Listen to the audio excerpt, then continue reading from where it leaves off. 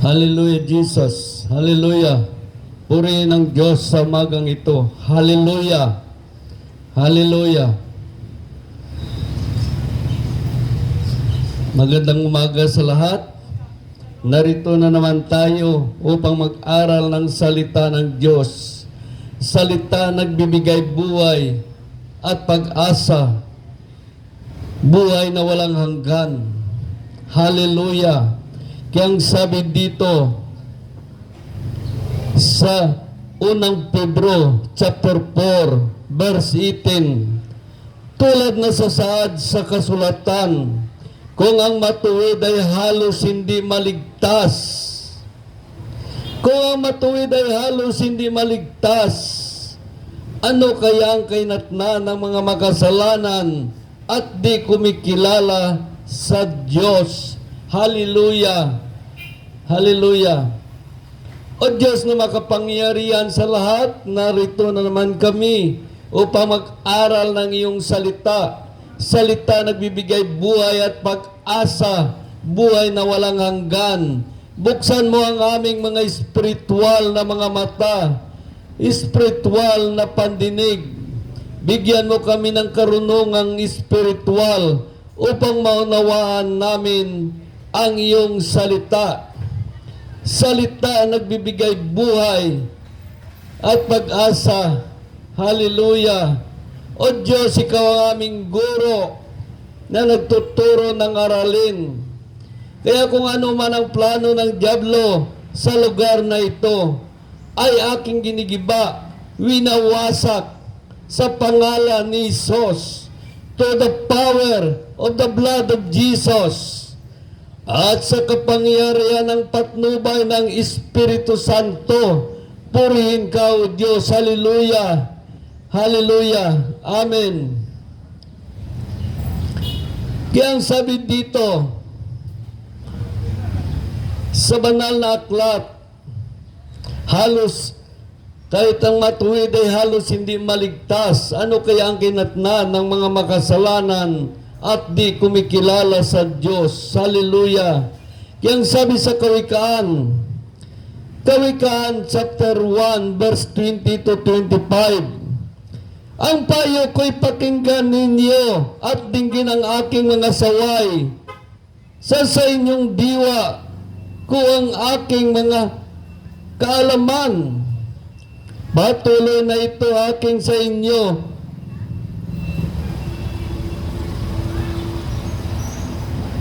Ay panawagan.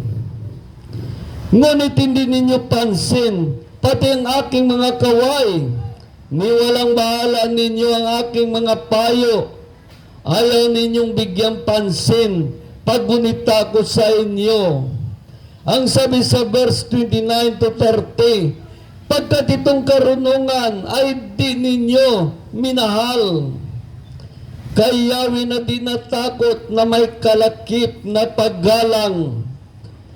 Sabi sa verse 30, inyo pa nga ang tinanggihan itong aking mga payo, itinapo na parang dumi itong paalala ko.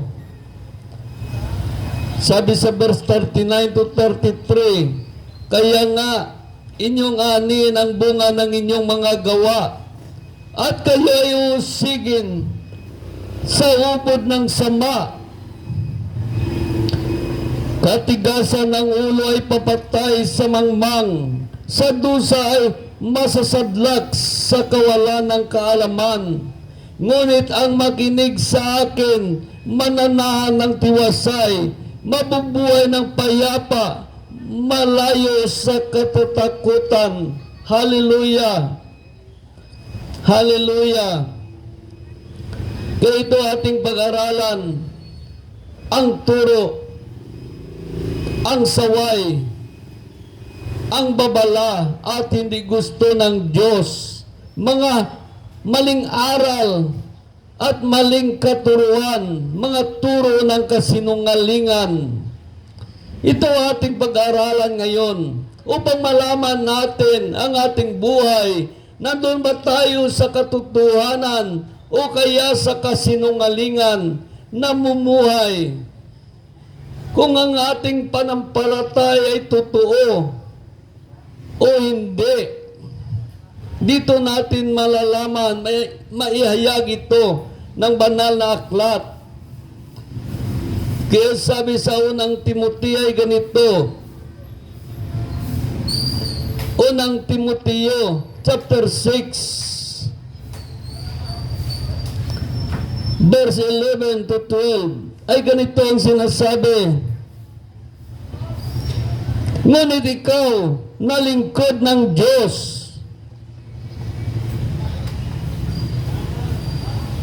umiwas ka sa mga bagay na ito.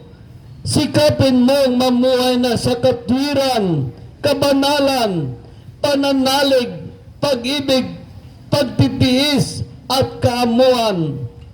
Gawin mo ito ng buong mong kakayahan sa pakikipagbaka, alang-alang sa panampalataya, at kakamtan mo ang buhay na walang hanggan.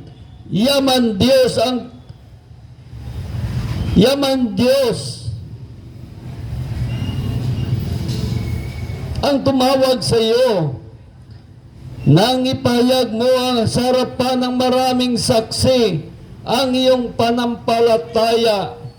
Kaya itong ating panampalataya hinahayag sa maraming tao upang makita nila kung gaano ang Diyos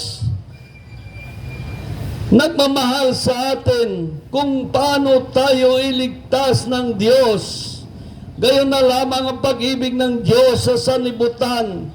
Kaya ibinigay niya ang kanyang bugtong na anak upang ang sumampalataya sa kanya ay hindi mapapahamak, kundi magkaroon ng buhay na walang hanggan.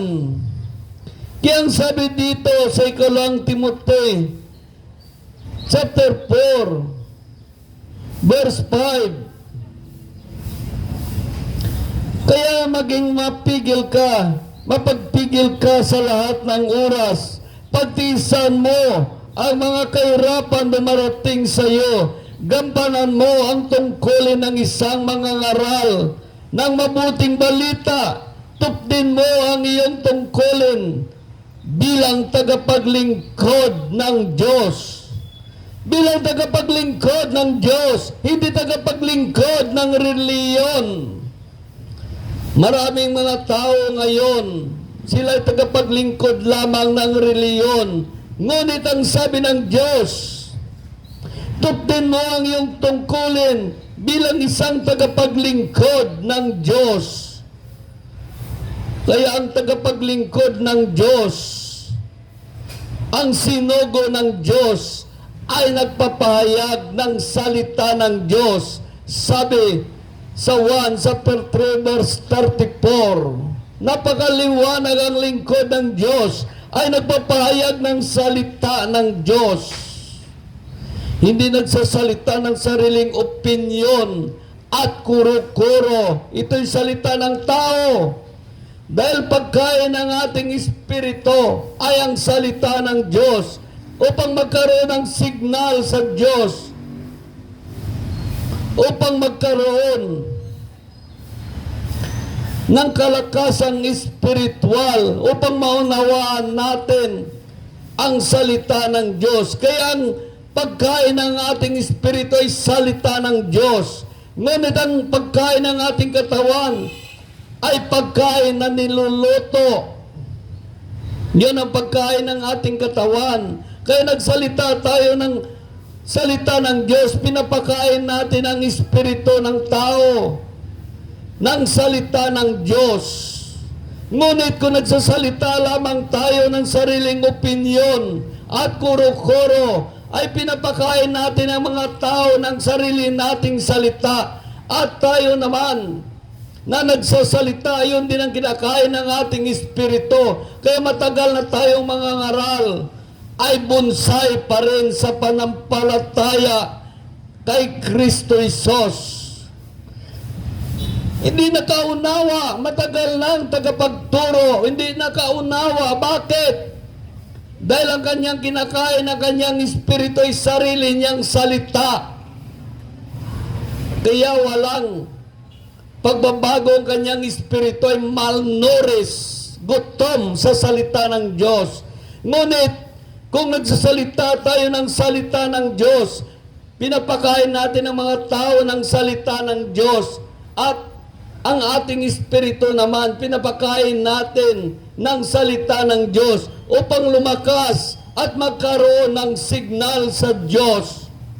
Kaya maraming mga tao ngayon nabubuhay sa ibabaw ng lupa. Malakas ang katawan, ngunit ang espiritu ay malnourished. Ang kanyang espiritu ay nang lupaypay. Ang ibang kanilang espiritu ay patay. Dahil ito'y gutom sa salita ng Diyos.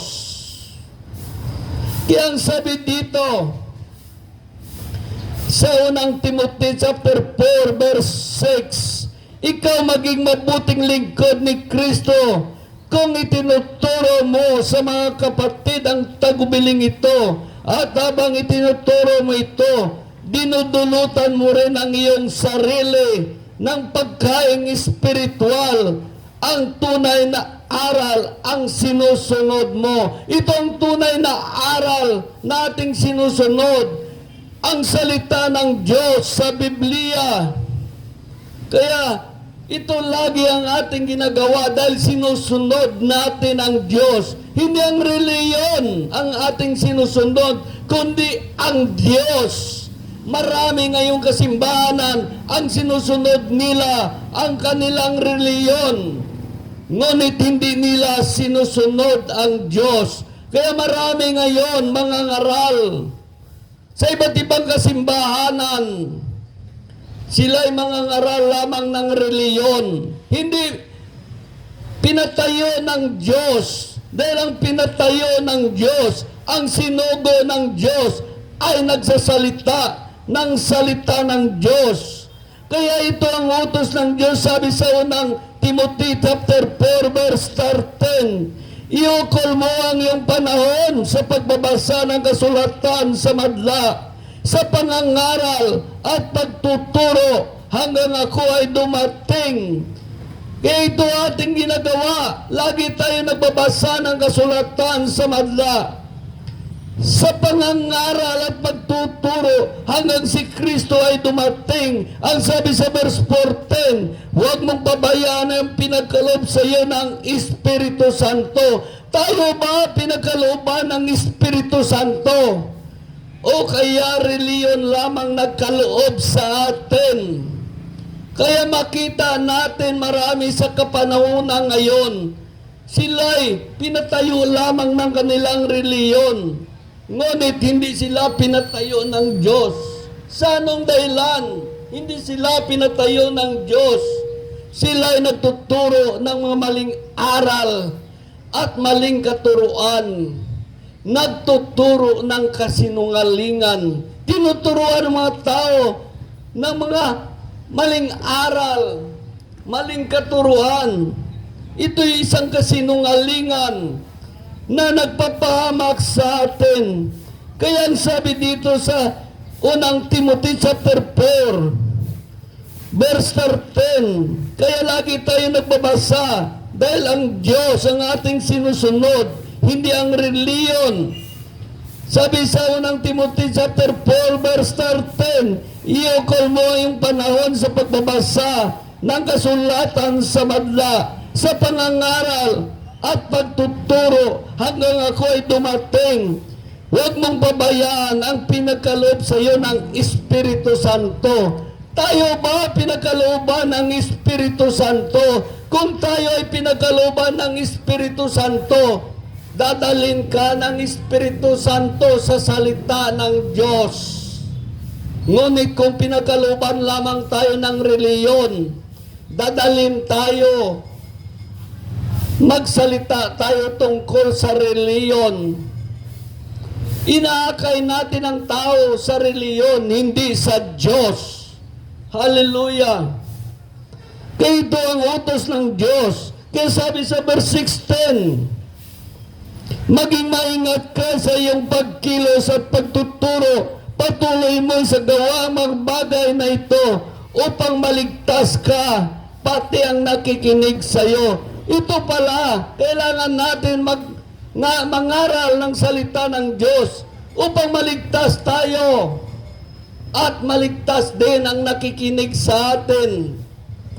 Kaya yun ang nais ng Diyos. Tinuturuan tayo ng Diyos. Ito ay hindi isang reliyon.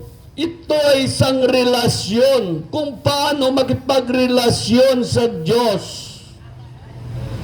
Kaya maraming mga tao ngayon walang relasyon sa Diyos. Ngunit mayroon siyang relasyon sa reliyon. Makareliyon lamang, ngunit hindi makadiyos. Walang takot sa Diyos. Kaya ang sabi sa unang Pedro, chapter 4, verse 18, tulad ng nasasaad sa kasulatan, kung ang matuwid ay halos hindi maligtas, ano kaya ang kahinatnan ng mga makasalanan at di kumikilala sa Diyos? Napakaliwanag kung ang matuwid ay halos hindi maligtas. Ano kaya ang kinatnan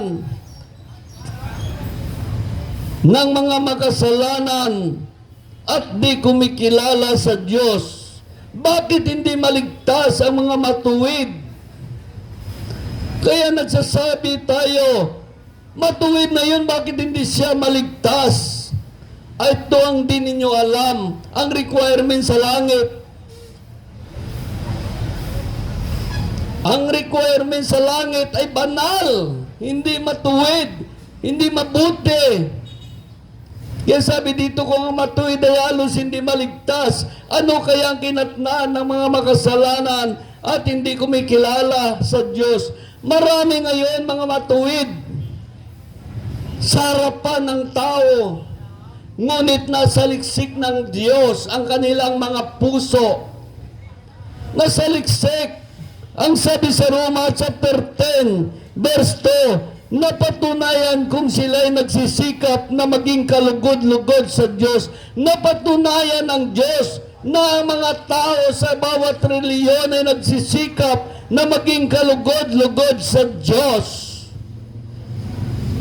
Subalit mali ang kanilang batayan. Mali ang kanilang batayan. Kaya makinig kayo, baka isa rin tayo, mali ang ating batayan na sabihin natin, Kristiyano na kami, tinanggap si Kristo, ligtas na kami. Kaya kailangan natin mag-aral ng salita ng Diyos. Huwag pang di natin madaya ang ating sarili. Dahil ang sabi dito, napatunayan ko sila ay nagsisikap na maging kalugod-lugod sa Diyos, subalit mali ang kanilang batayan. Sapagkat hindi nila nakilala ang pagpawalang sala na kaloob ng Diyos. At nagsisikap sila magpatayo ng sariling pamaraan sa halip sundin ang pamaraan ng Diyos. Napatayo sila ng sariling pamaraan sa halip sundin ang pamaraan ng Diyos. Kaya ang sabi dito, sa ikalawang Korinto, ay ganito ang sinasabi sa ikalawang Korinto, chapter 11, verse 4, sapagkat malugod ninyong tinanggap ang sinumang dumarating, nangangaral ng ibang Isos. Mayroon palang nangangaral na ibang Isos. Isos na ribulto. At may nangangaral naman na Isos na tao lang at hindi Diyos. Kaya maliwanag dito sapagkat malugod ninyong tinanggap ang sino mang dumarating, nangangaral na ibang Isos. Sabi sa verse 3, ngunit nag-alala ako baka malaso ng inyong isipan at mailayo kayo sa tapat at nalisay na pananalig kay Kristo tulad ni iba. Nilinlang ng ahas na si Satanas. Kaya tayo baka malinlang din tayo ng tagapagturo ng kadiliman. Paulit-ulit lang ito ginagawa ni Satanas sa mga tao. Kaya dapat magsaliksik, mag-aral ng salita ng Diyos. Kaya halos ang matuwid ay hindi maligtas. Bakit hindi maligtas? Mayroon silang ibang pamaraan. Gumawa sila ng ibang pamaraan. Sa halip ang sundin ang pamaraan ng Diyos, ang Biblia. Kaya marami ngayon mga tao, iba't ibang reliyon, ngunit walang alam sa salita ng Diyos. Kaya ang kanilang espiritu ay gutom, patay, malnourished, nang lupaypay. Dahil ang salita ng Diyos ay pagkain ng ating espiritu. Hindi nakakain. Ang kinakain ng ating espiritu ay turo ng kasinungalingan, mga maling aral at maling katuruan. Kaya nalason ang ating espiritu, kaya namatay sa harapan ng Diyos.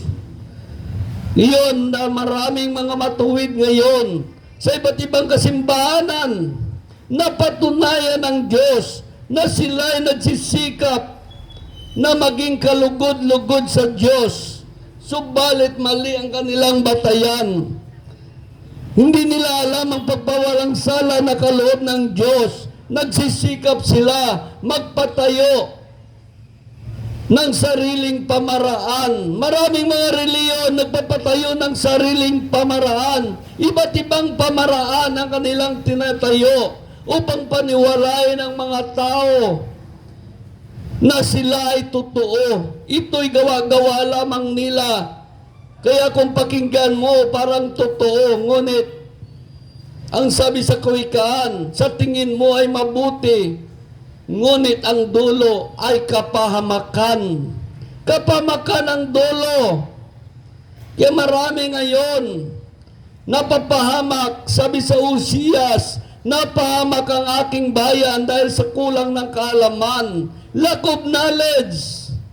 Kailangan natin magsiliksik, mag-aral ng salita ng Diyos. Dahil ang turo ng mga kasimbahanan limitado lamang, pinipili nila ayon sa kanilang reliyon. Ngunit kung nagbabasa ka ng salita ng Diyos, ay walang pagkukulang. Ito'y nagawa mo. Magsaliksik, mag-aral ng totoo. Dahil higit ang ating kaalaman kung tayo nagbabasa at nag-aaral ng salita ng Diyos. Ngunit kung nakikinig lamang tayo kung ano ang kanilang sinasabi, yun na lang ang ating pasing-ayunan. Kaya ang sabi dito sa Lucas chapter 16, verse 15, kaya sinasabi niya sa kanya, kayo'y nagpapanggap na matuwid sa harapan ng tao, ngunit nasa liksik ng Diyos ang inyong mga puso, sapagkat itinuturing na malaga ng tao ay kasuklam-suklam sa paningin ng Diyos. Totoo yan. Ang pinakaturing na malaga ng mga tao ay kasuklam-suklam sa harapan ng Diyos. Kaya bakit hindi maligtas ang matuwid sa kanilang pinaniwalaan ay mga aral ng dyablo.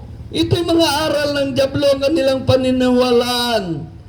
At tinatakwil nila ang aral ni Kristo sa Biblia.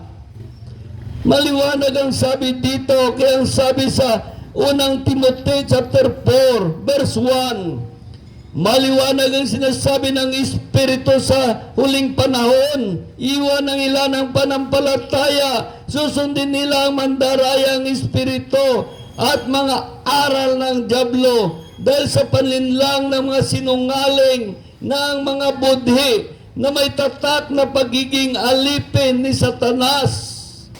Kaya magbasa kayo ng Biblia, baka inyong reliyon ay may tatak na pagiging alipin ni Satanas. Maraming mga tao ngayon, sabi niya, dito kami na pinanganak, dito kayo mamamatay. Totoo yan, dyan nga kayo mamamatay. Dahil ang pinakasaklap na inyong kamatayan namatay kayo na kayo ay nagtataksil, tumatalikod sa Diyos at hindi sumusunod sa Diyos. Ligtas ba kayo? Kaya atin ipag-aralan ito mga bulaang guro. Ihayag ito ng salita ng Diyos. Ihayag ito ng salita ng Diyos. Hindi kayo makatago, hindi kayo makakubli, dahil ihayag kayo ng salita ng Diyos. Dahil ito mga bulaang guro, pinagsabihan ni Kristo. Kapag hindi natin ito sinunod ang sinasabi ni Kristo, tiyak mapapahamak tayo. Dahil ang sabi sa Exodo, chapter 20, verse 4, sabi dito, sa verse 3, huwag kayong magkaroon ng ibang Diyos maliban sa akin. Sabi ng Diyos, huwag tayo magkaroon ng ibang Diyos maliban sa atin. Sabi sa verse 4, huwag kayong magkaroon ng disdiyusan o kaya larawan o ribulto na anumang nilalang nasa langit at nasa lupa. Huwag kayong iyukod o maglingkod sa alinmang disdiyusang iyan, sapagkat ako si Yahweh ay mapanibuguin. Paparusahan ko ang lahat na ayaw sa akin, pati ang kanilang mga anak, hanggang sa ika-4 salinlay. Ito may parusa magsamba sa ribulto. Hanggang sa ika-4 salinlay mula sa iyo na nagsamba, hanggang sa anak mo, hanggang sa apo mo, hanggang sa anak ng apo mo, 4 salinlay. Sinusunod ba natin ang Diyos? Sinusunod ba natin? Kaya makita natin may mga reliyon na ganito. Sila ay nagtaksil sa Diyos, hindi sumusunod sa Diyos, tumalikod sa Diyos, hindi sinusunod ang utos ng Diyos. Sa halip na ang mga tao ay hindi pasambahin, sa ribulto ay pinasamba nila at sasabihin, hindi ba bawal yan? Hindi, imahin lang yan. Oo naman, imahin lang yan. Maliwanag na imahin ng pagsuway sa Diyos. Ano ba ang nangyari kay Adan at kay Eva? Bakit sila isinumpa? Sabi ng Diyos, huwag kang kumain ng bunga ng punong iyon. Ang sabi naman ni Satanas, kainin mo ang bungang iyon. Sino ang sinunod ni Adan at ni Eva? Sinunod niya si Satanas. Kaya sila isinumpa. Kaya sabi naman ng Diyos, huwag kang magsimba sa mga larawan o ribulto ng anumang nilalang na sa langit at sa lupa. Huwag kang iyukod o salinmang disdiyusang iyan, sapagkat ako si Yahweh ay mapanibuguin. Paparusahan ko ang lahat na ayaw sa akin, pati ang kanilang mga anak, hanggat sa ika-4 salinlay. Napakabigat ng banta. Warning ng Diyos. Ngunit hindi tayo natakot sa Diyos. Hindi tayo natakot sa Diyos. Kundi kung ano pang sabi ng Diyos na huwag mong gagawin, ayun pa ang tinuturo sa atin. Sino ba ang tagapagturo na yan? Kaya napakaliwanag, sila ay sumuway sa Diyos at tayo naman sumusunod sa kanila. Nadamay tayo sa pagsuway sa Diyos. Tayo ay tumalikod sa Diyos. Hindi natin sinunod ang Diyos. Kaya magkaroon tayo ng sumpa hanggang sa ika-4 salinlay. Dahil ang sabi ng Diyos, ito'y kasuklam-suklam sa harapan ng Diyos. Kaya hindi gusto ng Diyos na sumamba tayo. Dahil hindi natin alam kung ano ang ribulto. Nung nakaraan na araw na pag-aralan natin kung ano ang ribulto. Kaya ito na lang ang utos ng Diyos.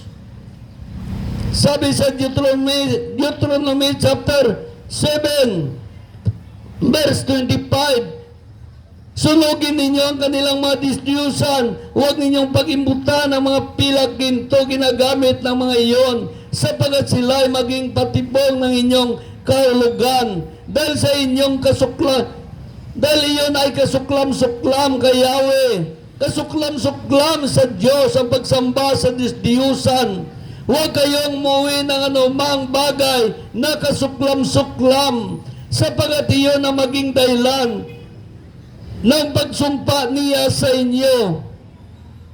Lahat tulad nung una ay sinumpa, dapat ituring na kasuklam-suklam, ngunit ito naman tinuturing natin na isang banal sa ating harapan. Isang banal ang tingin natin dahil tinuruan man tayo na imahen lang yan. Yan isang imahen ng kasinungalingan. Imahen ng pagsuway sa Diyos.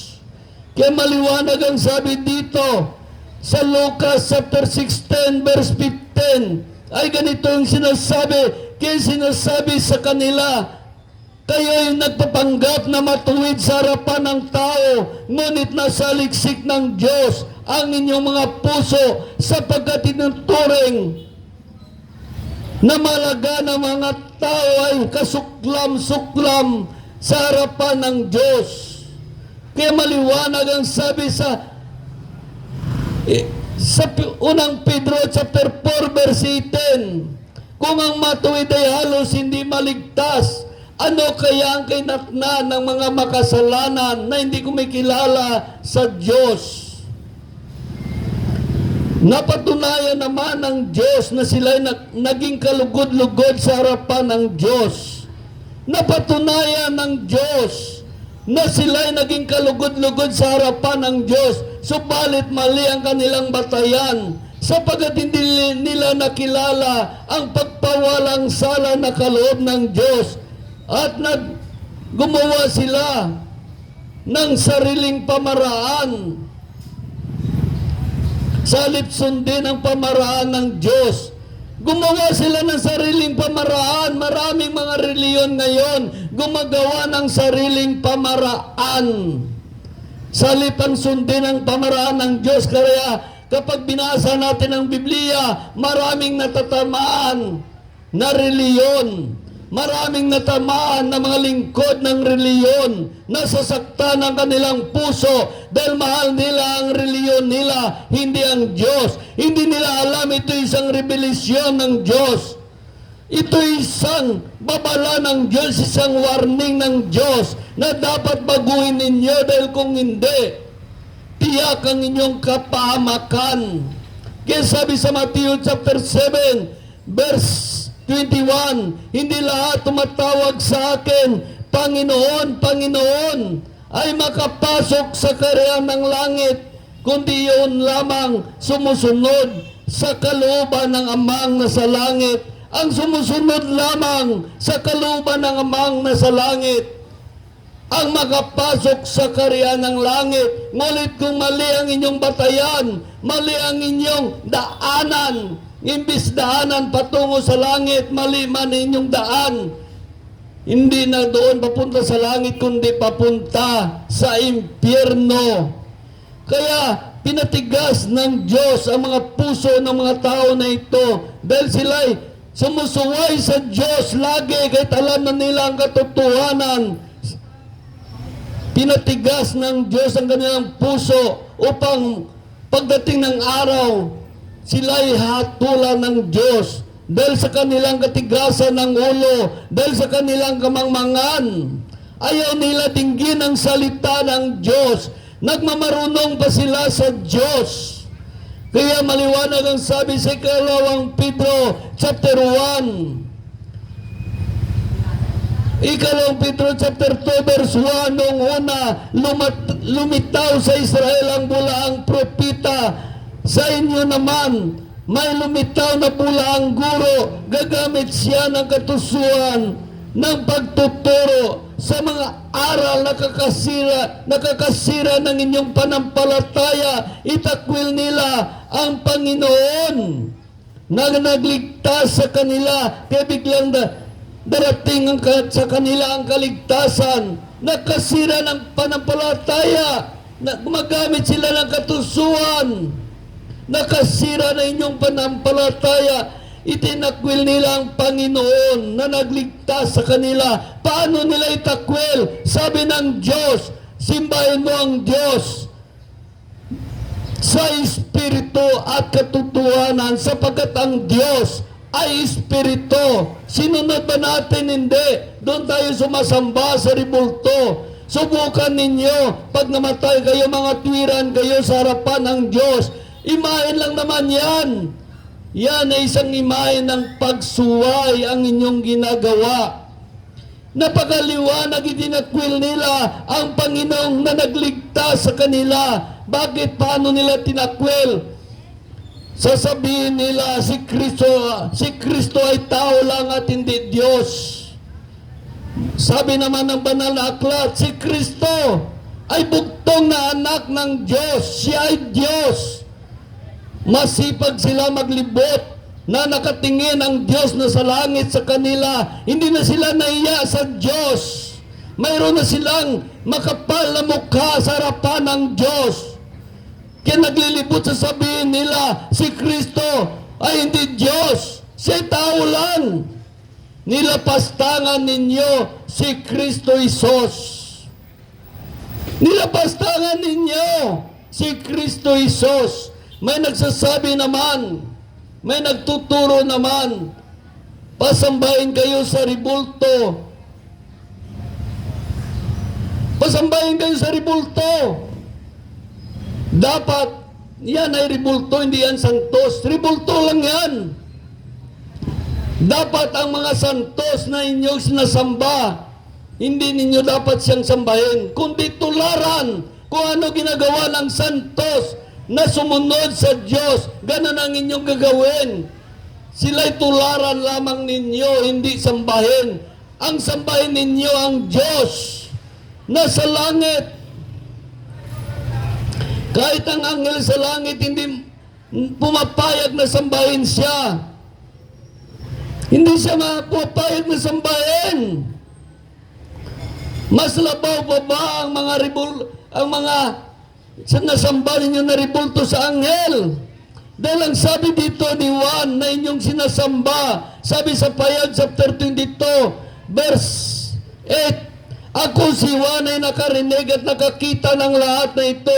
Matapos kong marinig at makita ang lahat ng ito, ako ay nagpatira pa sa paanan ng anghel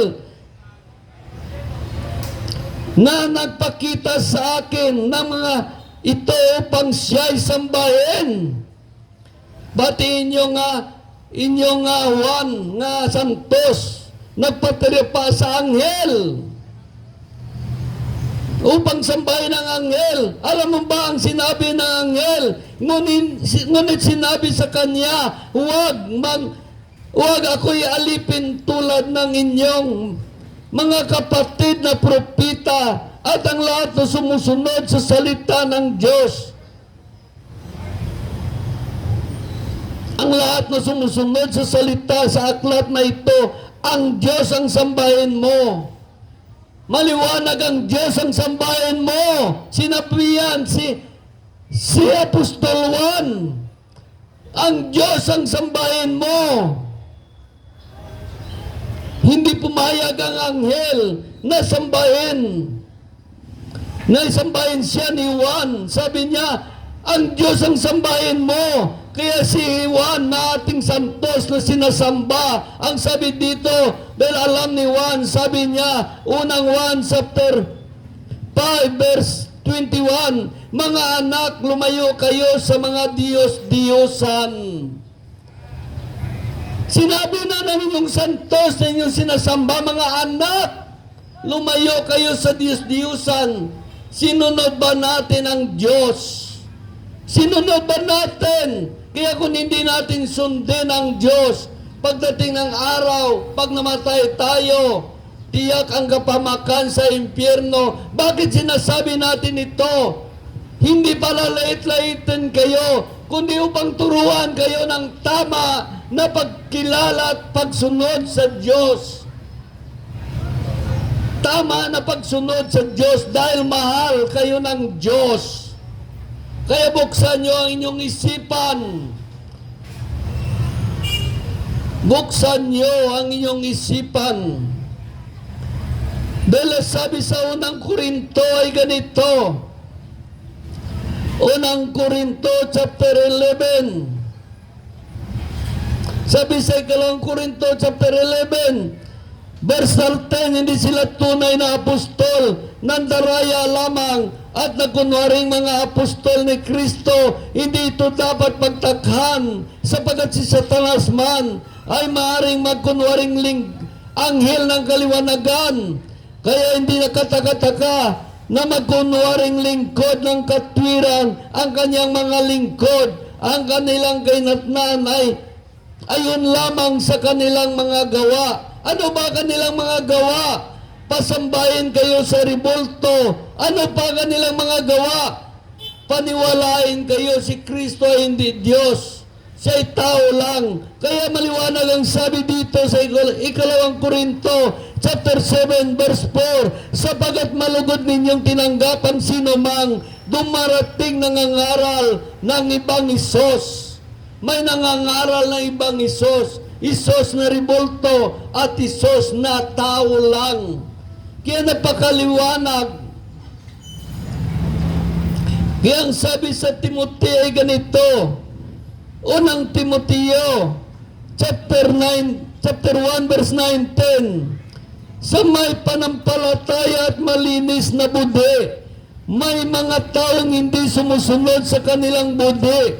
At dahil dito winasak nila ang kanilang panampalataya. Napakaliwanag, hindi nila sinusunod ang kanilang budi. Ang espiritu na nagudyok sa kanila na mali yan.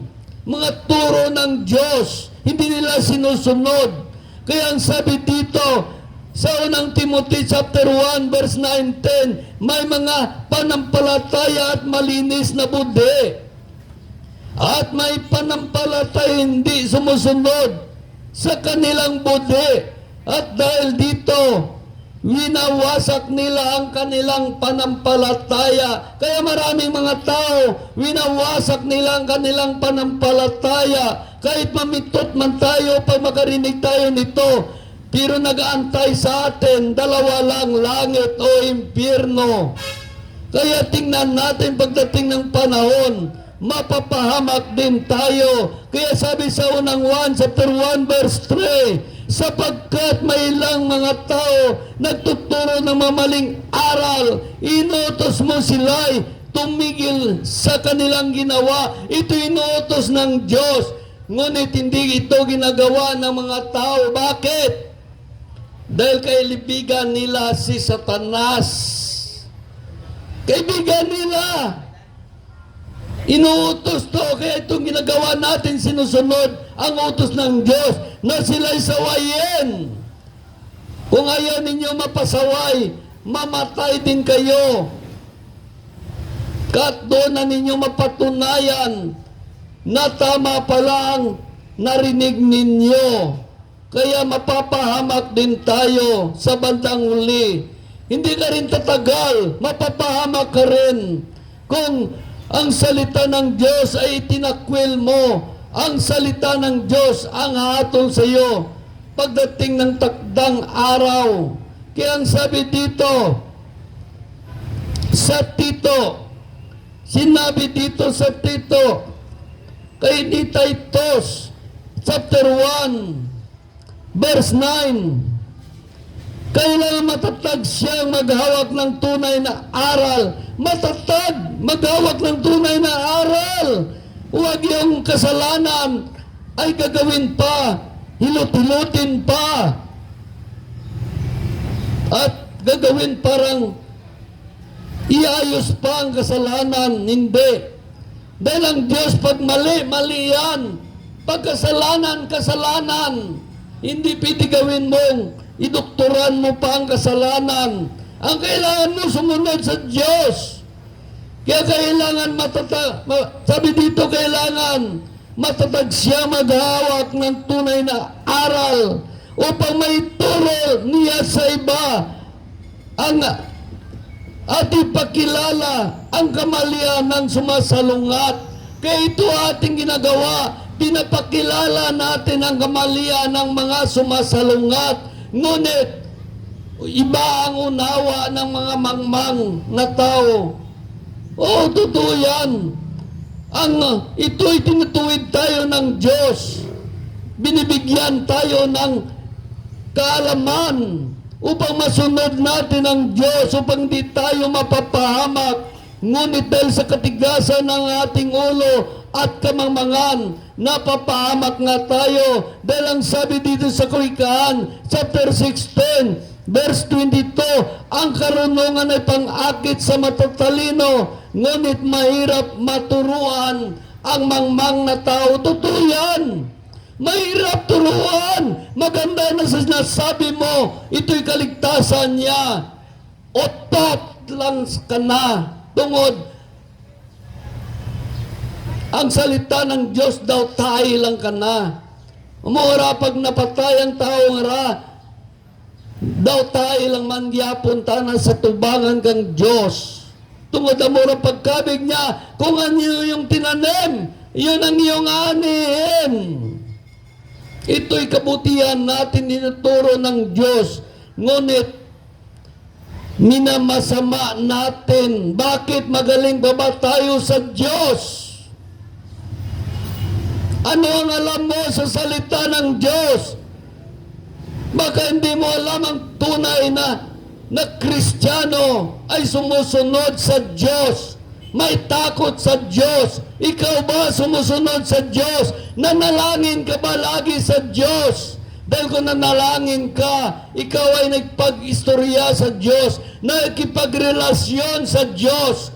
Kung nagbabasa ka naman ng Biblia, ikaw ay nakikinig sa salita ng Diyos. Pinapakinggan mo sinasabi ng Diyos. Kaya ibig sabihin may relasyon ka sa Diyos. Kayo ba may relasyon sa Diyos? Mga nagmamagaling-galing dyan, kayo makareliyon lamang, hindi kayo makadiyos. Dahil ang sabi sa ikalawang Timoteo ay ganito, makinig kayo para may laman ang ating utak. Kaysa magsalita tayo, lalo lang tayo nagkakasala sa Diyos. Sabi sa ikalawang Timoteo chapter 2, verse 15, pagsikapan mong maging karapat-dapat sa Diyos, manggagawang walang dapat ikaya at tapat, nagtuturo ng katotohanan. Ang sabi sa verse 16, iwasan mong walang kabuluhan at malaswang usapan, sapagat ang gumagawa niyan ay lalo lang nalalayo sa Diyos. Maliwanag iwasan ang mga walang kabuluhan at malaswang usapan, sapagkat ang mga gumagawa niyan ay nalalayo lamang sa Diyos. Ang mga aral nila ay parang kanser sa buto na kumakalat sa buong katawan. Totoo yan, parang kanser sa buto. Ang mga dinupak na istorya, wala kang mapulot, mga maling aral, maling katuruan, turo ng kasinungalingan ay kanser sa buto. Pag namatay ka, tiyak doon ka na malaglag sa impyerno. Hindi yan isang hatol, yan isang warning ng Diyos sa mga tao na sumusunod sa Kanya. Napakaliwanag. Kaya ang sabi naman dito sa ikalawang Timoteo chapter 4, verse 1 to 2, inuutusan kita sa pangalan ng Diyos at ni Kristo Jesus na atol sa mga buhay at sa mga patay, alang-alang sa Kanyang paparito at paghahari. Kaya itong salita ng Diyos, pag hindi natin sinunod, ito isang hatol sa atin. Ngunit kung sundin natin ito, makaiwas tayo mapahamak sa impyerno. Kaya inutusan kita sa pangalan ng Diyos, sabi sa ikalawang Timoteo chapter 4 verse 1. Inutusan kita sa pangalan ng Diyos at ni Kristo Jesus na hatol sa mga buhay at sa mga patay, alang-alang sa Kanyang pagparito at paghahari. ipangaral mo ang salita ng Diyos. Ito'y pangaral ang salita ng Diyos. Ayaw ninyo pakinggan. Ayaw ninyo makinig. Kung pwede lang, tabunan yung baba ko. Maliwanag ang sabi ng Diyos, ipangaral ang salita ng Diyos. Diyos ito nag-utos sa atin. Ngunit ikaw ay binulag ng dyablo. Binulag ka lamang ng dyablo kaya hindi mo nakita ang katotohanan na tungkol sa Diyos. Ang kalagahan ng bawat bagay tungkol sa Diyos. Kaya ang sabi dito sa ikalawang Korinto chapter 4 verse 4, hindi sila sumampalataya sapagkat ang kanilang isip ay binulag ng Diyos ng daigdig na ito na si Satanas. Sila'y binulag nito upang hindi nila makita ang liwanag ng mabuting balita tungkol sa kaniningan ni Kristo na siyang larawan ng Diyos. Kaya tanong nyo sa sarili nyo, isa ba kayo binulag ng dyablo? Isa ba tayo? Bakit walang alaga sa atin ang salita ng Diyos? Ito'y isa salita ng kaligtasan. Ayaw ba natin maligtas? Bakit gusto ba tayo natin sa impyerno talaga? Yun, kung yan ang inyong pangarap, ay mangyayari yan sa inyong buhay. Dahil maliwanag ang sabi dito, mahal tayo ng Diyos. Nais tayo iligtas ng Diyos.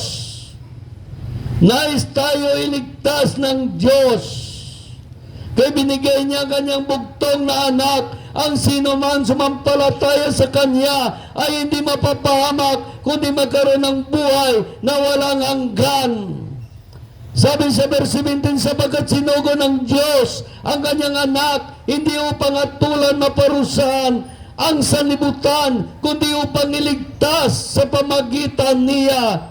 Ang sabi sa verse 18, hindi inatulan maparusahan ang sumampalataya sa bugtong na anak, ngunit at hinahatulan ng at maparusahan ang hindi sumampalataya sa Kanya. Maliwanag ang sabi sa verse 19, hinatulan sila sapagkat naparito ang ilaw, ngunit inibig pa ng tao ang kadiliman kaysa liwanag, sapagkat masama ang kanilang mga gawa.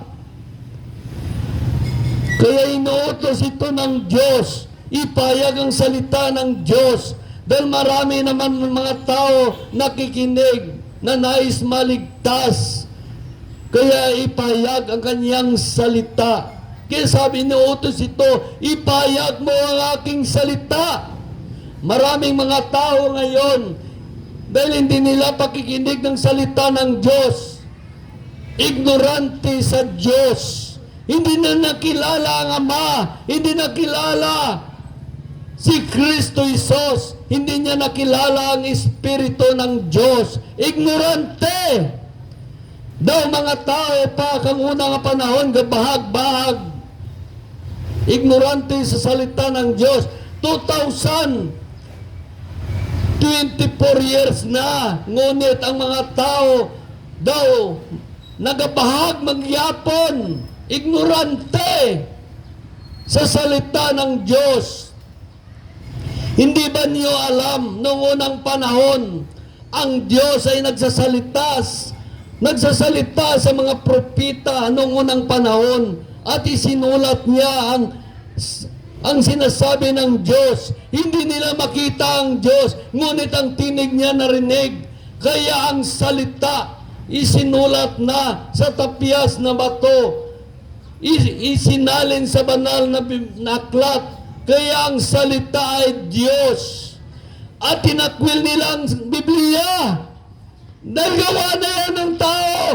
Gawa lang yan ng tao.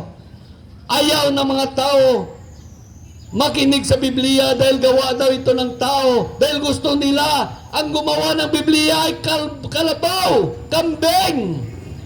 Yon ang sana ang gumawa para paniwalaan nila. Ayaw nila maniwala sa Biblia dahil tao daw gumawa. Tao daw gumawa ng Biblia kaya nila maniwala. Nakita mo ang mga tao. Dahil gusto nila ang gumawa ng Biblia kambing. Dahil sila ay mga kambing nga. Sabi ng banal na aklat.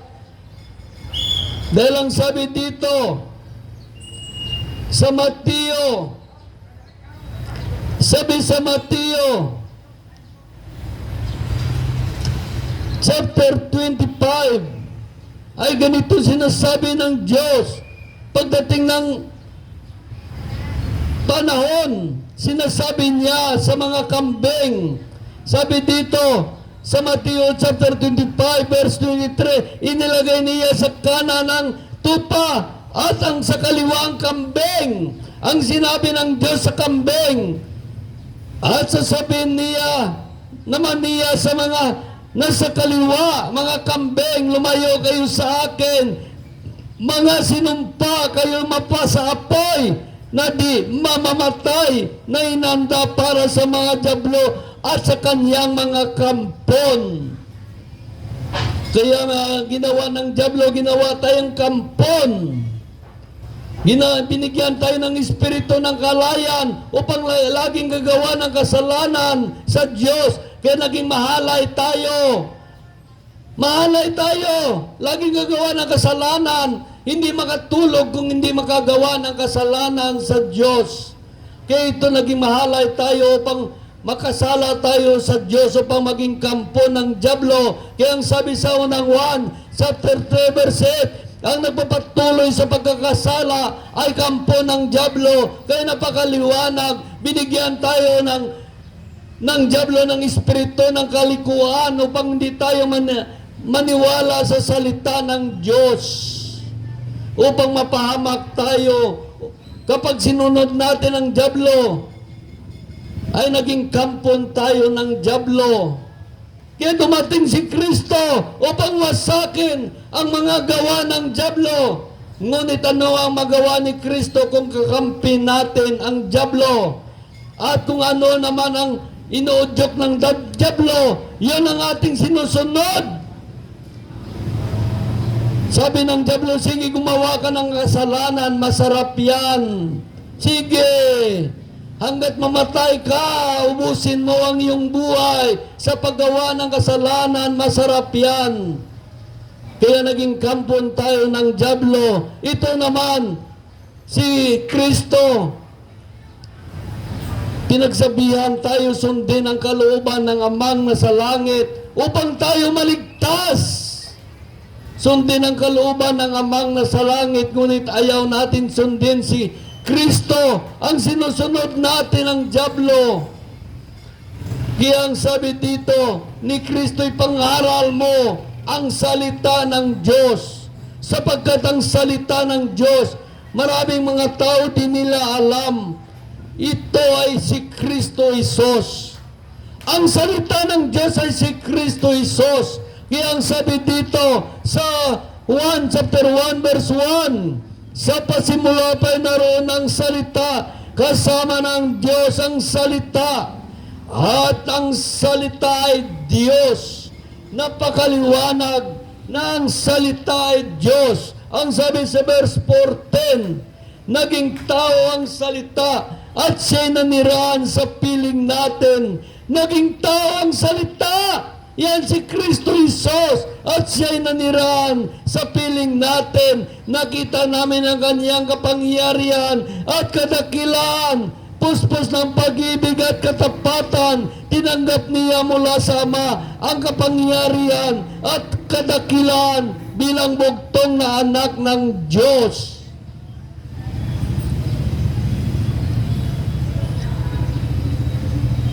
Napakaliwanag, ang Biblia ay salita ng Diyos. Mula sa Old, salita ng Amang sa langit, at sa New Testament ay salita ni Kristo Isos. Kaya ang salita ay Diyos.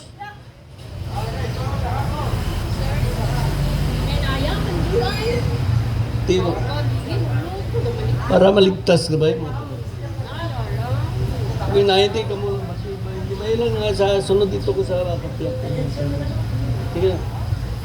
Hallelujah. Kaya kung may espiritu kita kang Diyos, ang salita ng Diyos matamis dya sa pamati ka tao. Ngunit kung espiritu nato na nakademonyo, hindi yan matamis. Sakit ang ulo ka demonyo kung sige natin wale. Ang demonyo hindi maglawid, malagyo dya. Malagyo sa salita kang Diyos, masakit sa talinga kang diablo ang salita ng Diyos. Kaya ito ang ating pinagawali. Kaya sa totoo lang, ang Diyos ang binibigyan natin ng karangalan, hindi ang tao.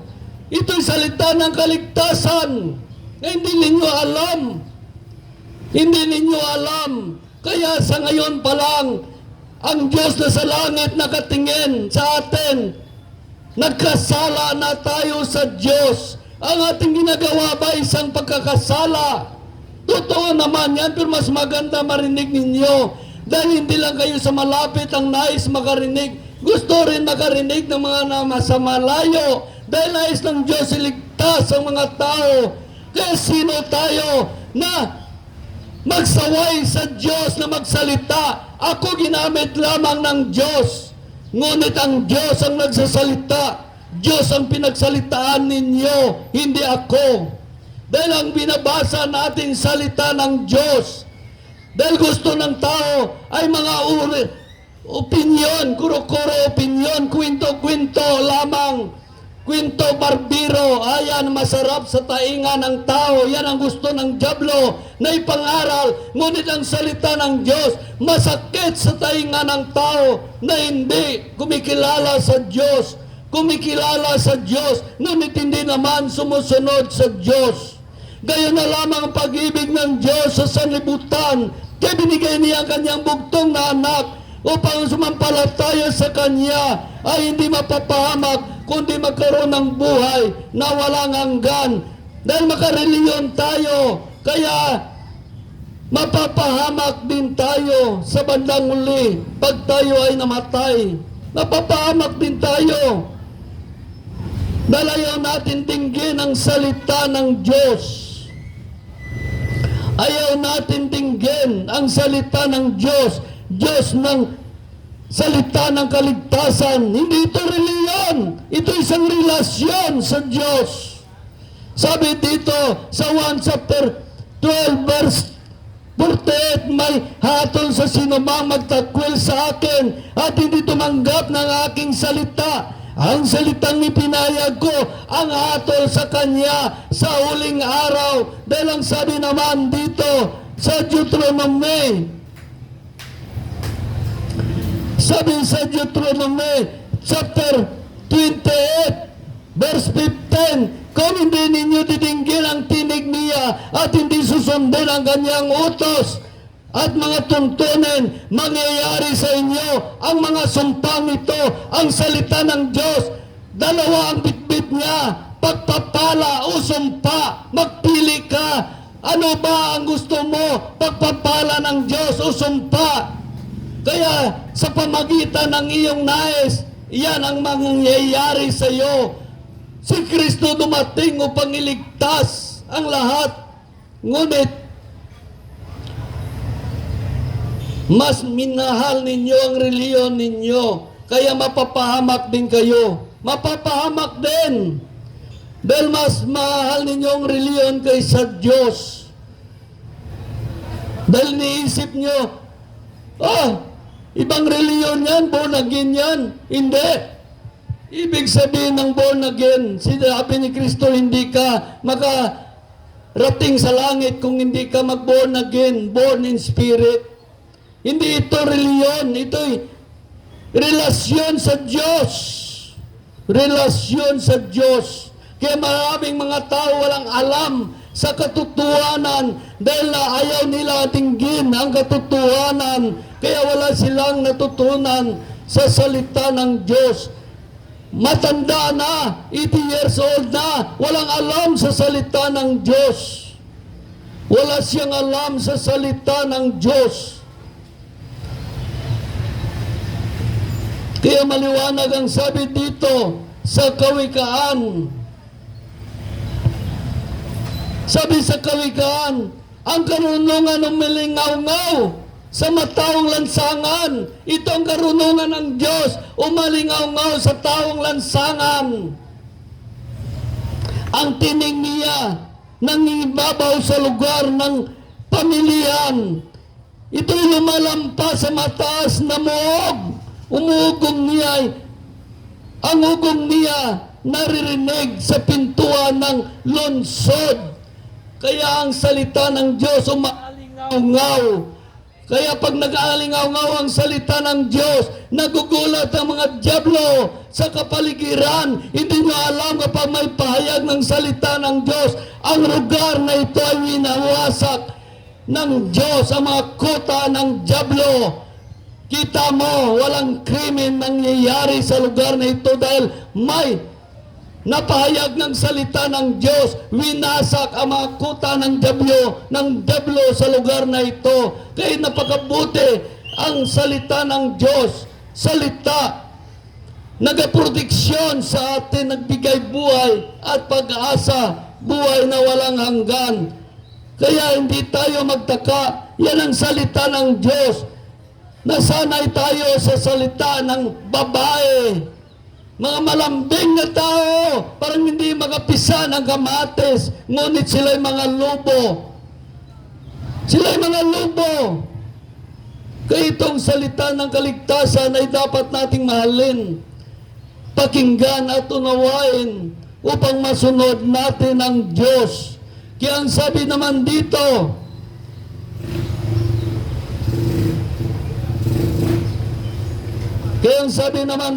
sa 2 Korinto,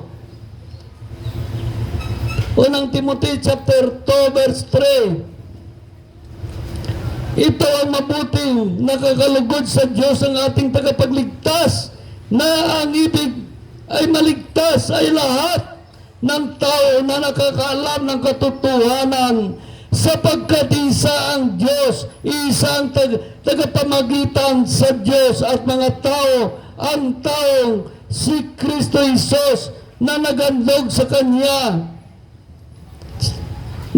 Kanyang buhay upang tubusin ang lahat. Siya ay katunayan ng banal na layunin ng Diyos na hayag sa takdang panahon. Kaya dapat maunawaan natin ito. Siyang banal na ating pinangangaral. Hindi reliyon ang ating pinangangaral, si Kristo Jesus. Kaya sabi dito, inatulan sila sapagkat naparito ang ilaw, ngunit inibig pa ng mga tao ang dilim kaysa liwanag, sapagkat masama ang kanilang mga gawa. Kaya tingnan mong mga tao, masama ang gawa. Ayaw niya makinig sa salita ng Diyos. Ayaw niya. Dahil ang nakikinig sa salita ng Diyos, siya ay may pagmamahal sa Diyos. Dahil ang sabi dito, hindi nila alam ang salita ng Diyos, kaligtasan. Kaya sabi dito sa 1 chapter 14 verse 23, sumagot si Jesus, ang umibig sa akin ay tumutupad ng aking salita. Ang umibig sa salita ng Diyos ay tumutupad. Ang sabi dito, ibigin siya ng aking Ama at ibigin siya ng aking Ama at kami ay sa Kanya.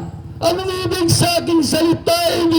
Ibigin siya ng aking Ama, ibigin siya ni Kristo Jesus, at ang Espiritu ay nasa Kanya, mapasa Kanya. Kinapakalaga ang salita ng Diyos na ating mahalin. Ngunit hindi natin minahal ang Diyos, maliwanag. Hindi natin minahal ang Diyos. Dahil sabi sa 1 chapter 10, itong mga tao hindi nagmahal sa Diyos. Kung tayo siguro sa panahon ni Kristo, baka isa rin tayo bumato kay Kristo. Dahil sa ating kaugalian, ang sabi dito, sa 1 chapter 10 verse 29, ang aking Ama ang nagbibigay sa kanila sa akin at lalang dakila sa lahat. at hindi sila maagay ninuman sa aking Ama. Ako at ang Ama ay isa. Ang mga Hudyo ay muling gumawa ng bato upang batuin siya. Kaya sinasabi ni Jesus sa maraming mabubuting gawa, maraming mabuting gawa mula sa Ama ang pinakita ko sa inyo. Ano ba mga dahilan at ako'y babatuin? Maraming mabuting gawa na mula sa Ama ay pinakita ni Jesus. Ganon din sa ngayon, maraming mabuting gawa na pinakita ng Ama. Sa anong dahilan upang ako'y batuin? Sabi sa verse 33, sumagot siya, ang mga Hudyo hindi dahil sa mabuting gawa, kaya ka namin babatuin sapagkat hindi sa mabuting gawa kaya ka namin babatuin, kundi dahil sa paglapastangan mo sa Diyos, sapagkat nagpapanggap kang Diyos, gayong tao ka lang. Nagpapanggap kang Diyos, gayong tao ka lang. Kaya sabi sa verse 36, ako'y hinirang ng Diyos ng Ama. Paano ninyo masasabi ngayon na nalapastangan ko ang Diyos sa sinasabi ko, ako ay anak ng Diyos? Kaya nakita natin mga lumalapastangan sa Diyos. Binato si Kristo ay sinasabi niyang salita ng Diyos. Kaya maliwanag, nakita natin yan ang mga bulang guro. Ito naman mga bulang Kristo. Ito naman mga antikristo. Ito inahayag natin upang malaman natin, upang hindi tayo madaya ninuman. Upang hindi tayo madaya. Sinuturo sa atin ang paano sumunod sa Diyos. At tinuturo naman sa atin kung paano ang mamaling aral, maling katuruan na ikapahamak natin. At tinuturo naman natin, nasabi natin ang mga turo ng kasinungalingan upang maiwasan natin, upang di tayo madaya. Kaya maraming mga tao noong unang panahon nadaya sila dahil ayaw nila makinig sa salita ng Diyos. Ayaw nila makinig sa salita ng Diyos.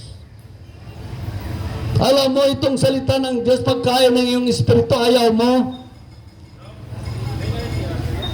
Ito'y pagkain ng ating espiritu. Magbigay sa atin ng unawa, kalakasang espiritual upang masunog natin ng Diyos.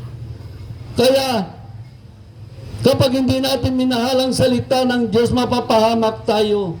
Yung salita ng Diyos, pagkain ito ng ating espiritu. Kaya kung tayo ay sa Diyos, ang salita ng Diyos ay kasintamis ng pulot ng putyutan. Ngunit, kung hindi sa Diyos ang ating espiritu, hindi ito maganda pakinggan, masakit talaga. Kaya nga, ang salita ng Diyos ay matalas ito, parang tabak. Parang tabak siya. Matalim na tabak, hindi purol na tabak. Tatanggalin niya talaga ang mga kamalian upang masunod mo lamang ang Diyos. Nililinis ka ng Diyos ng kanyang salita. Dahil ang sabi dito, sapagkat ang salita ng Diyos ay buhay at mabisa, higit na matalas na alinmang tabak, magkabilang talim, at ito'y tumatagos maging sa pinaghiwalayan ng kaluluwa at espiritu, ang mga kasukasuhan at mga utak at buto ng tao, nagataho sa mga inisip at binabalak ng tao. Kaya ng salita ng Diyos nagbibigay sa atin ng karunungan upang maabot natin ang tunay na kaligtasan, maabot natin ang buhay na walang hanggan. Ito ang meaning ng bakit pinangaral ang salita ng Diyos. Noong unang panahon, dahil hindi tayo nagbabasa, si Juan Bautista nangangaral, sumisigaw. Lahat na mahawak ng batas ng Diyos, batas ng hari ng mga hari ay sinisigaw. sinisigaw. Dahil bakit kailangan isigaw? Upang maligtas sa mga tao. Kung tayo na masalapit ay hindi natin tinatanggap ang salita ng Diyos. Kapag isinigaw mo ito, ang mga namasalayo pala, sila ang tumatanggap. Kaya sinisigaw ang salita ng kaligtasan. Sinisigaw ang salita ng hari, ng mga hari. Hindi pa bulong-bulong na parang hindi makapisa ng kamatis. Hindi yan tagapagsalita ng hari. Tayo ba hindi nanood ng sine kung paano magsalita ang tagapagsalita ng hari? Kahit sa cartoons kung paano magsalita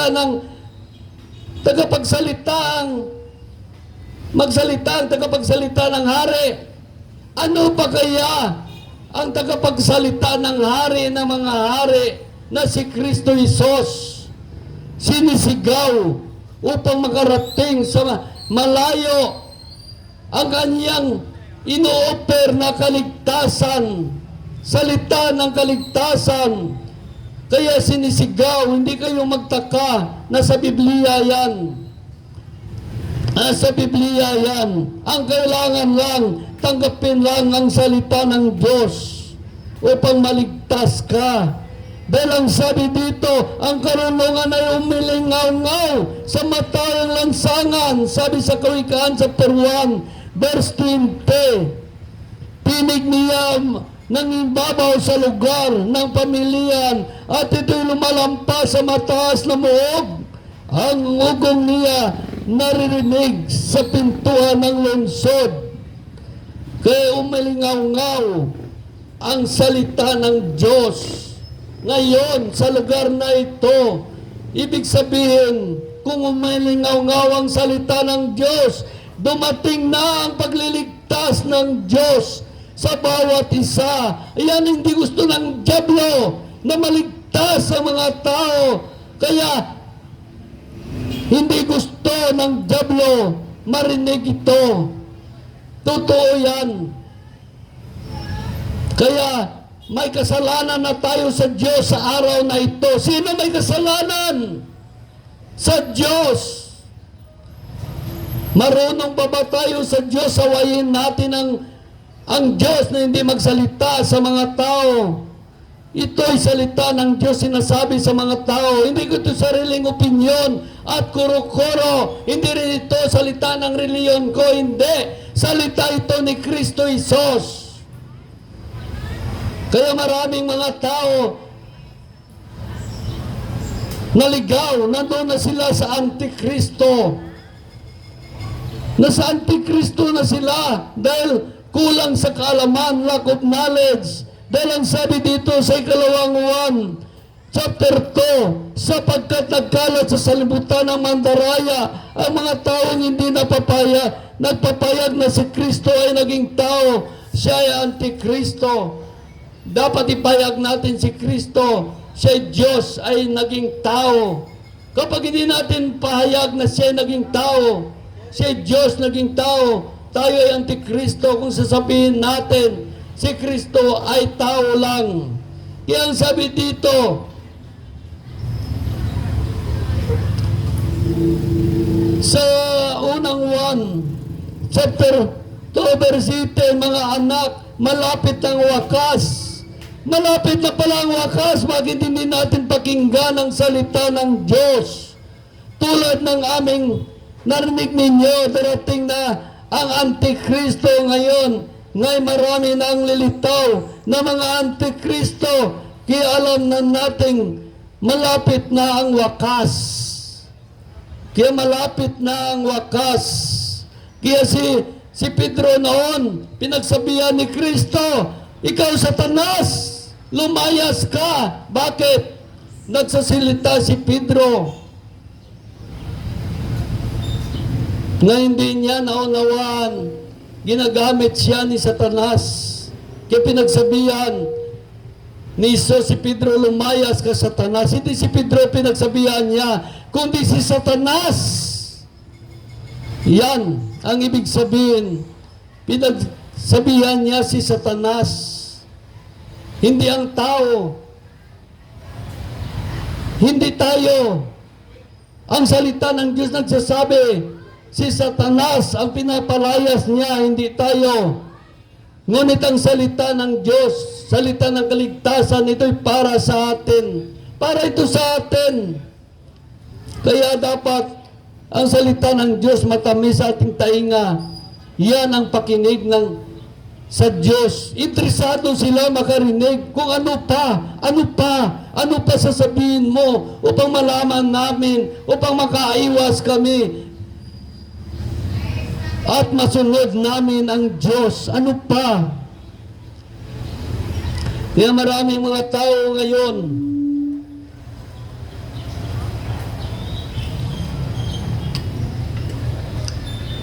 kaya ang buhay natin ay ganito. Mula umaga, nagising tayo, pagkatapos naligo, tapos pupunta tayo sa ating trabaho, sa ating negosyo, magbiyahe tayo, magtinda tayo. Tama naman itong ginagawa natin. Ito'y para sa ating sarili lamang. Ngunit ako, pagising ko, naligo ako, kumain ako, pumunta dito para sumunod sa kalooban ng Diyos upang iparating sa mga tao ang ino-offer ng Diyos na kaligtasan. Kaya tingnan nyo, kayo kumikita ng salapi, ako hindi. Pinagtiisan ko ito para lang masunod ang Diyos. Kung tayo, isang tao dito na walang hilig makinig sa salita ng Diyos, 10 tao na walang hilig makinig sa salita ng Diyos, tandaan ninyo, higit 100 na tao dito ang gusto makinig sa salita ng Diyos. Dahil sila ay makadiyos. Dahil sila ay makadiyos. Dahil ang sabi dito sa 1, chapter 8, verse 47, ang mula sa Diyos ay nakikinig sa salita ng Diyos. Ngunit hindi kayo mula sa Diyos, kaya hindi ninyo pinapakinggan ang salita ng Diyos. Kaya dito natin makilala kung ano ang nasa espiritu ng tao. Dahil ang nakikinig sa salita ng Diyos ay mula sa Diyos. Ibig sabihin, ang kanyang espiritu ay sa Diyos. Ngunit ang hindi nakikinig sa salita ng Diyos ay hindi mula sa Diyos. Ibig sabihin, hindi sa Kanya, hindi sa Diyos ang kanyang espiritu. Ang Diyos na nagsasalita dito. Hindi tayo. Diyos na nagsasalita. Ano sabi sa Tesalonika? Unang Tesalonika, kaya ang sino man, sabi dito ng Tesalonika, chapter 4, verse 8, kaya ang sino man humamak sa aral na ito ay humahamak hindi sa tao. Inumahamak ka hindi sa mga ngaral. Kaya ang sino mang humamak sa aral na ito ay hindi humamak hindi sa tao. Ito humamak hindi sa tao, kundi sa Diyos na siyang nakaloob sa atin ang kanyang espiritu. Sa Diyos ka humamak, hindi sa mga ngaral. Hindi ako ang pinatahimik, kundi ang Diyos. Tulad ni Kristo nagsasalita, ginawa ng mga Parisiyo, pinatahimik din si Kristo, pinatahimik ang mga apostol. Bakit? Dahil ang kanilang espiritu ay kay Satanas. Hindi gusto ihayag ang kaligtasan buhat sa Diyos. Kaya nakita natin mula noon hanggang ngayon, yan na espiritu na maatake kay Kristo. Yan ang espiritu maatake sa mga apostol at sa mga propita. At yan na espiritu ang maatake sa mga lingkod ng Diyos ngayon. Isang espiritu. Espiritu ng kapahamakan ng mga tao upang hindi maligtas. Kaya kailangan natin ang salita ng Diyos. Makinig tayo. Pagtiisan muna natin. Isang beses lang ito. 2 oras lang. Sa isang linggo. Ayaw pa ninyo pakinggan ang salita ng Diyos. Kaya hindi na yan nakabuti sa harapan ng Diyos. ang ating ginagawa. Minsan lang sa isang linggo, pinagdamutan pa natin ang Diyos. Dahil mga magaling tayo, dahil makareliyon lang tayo, hindi tayo makadiyos. Dahil kung makadiyos tayo, mahalin natin ang salita ng Diyos. At mahalin tayo ng Amang nasa langit. At mahalin tayo ni Kristo Jesus. At ang Espiritu ni Kristo mananahan sa atin. Ayaw ninyo maligtas, kaya ganyan ang ating pananalita minsan. Kaya kung nais natin maligtas, pagtisan mo, minsan lang ito sa isang linggo, ang pahayag ng Diyos. Hindi ang sa salitang pinagsabihan mo, kundi ang Diyos. Kaya kung kunan ng Diyos ang hangin ng ilong mo, kung hindi kanya ngayon pagpalain sa ginagawa mo, bigyan ka ng mga sakit at karamdaman, hindi kaya tatawag ka sa Diyos, tatawag ka sa mga tao na may alam tungkol sa Diyos. Tulungan mo naman ako. I-pray mo naman ako. Magpahayag ka sa akin tungkol sa kaligtasan upang masunod ko ang Diyos. Hindi ba ganun ang ating gagawin? Kung na-stroke tayo, bukas, sunod na araw, hindi mo ba alam, may mga tao dito gumaganyan din nun sa akin. Malaki ang katawan. Parang walang kamatayan dahil nilapastangan niya ang salita ng Diyos. Hindi siya tumagal, namatay siya na maaga.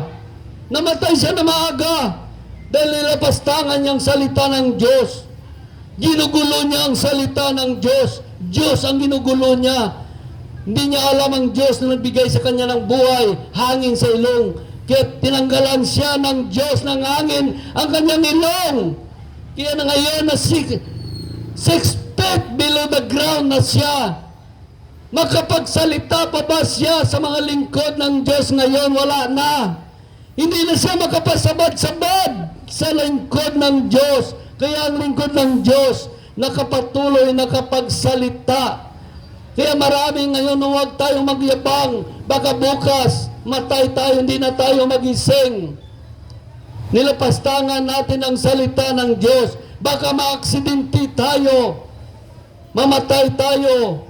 Saan ang kaluluwa mo? Langit ba? Ito'y paliwanag lamang upang tayo ay maligtas dahil mahal tayo ng Diyos.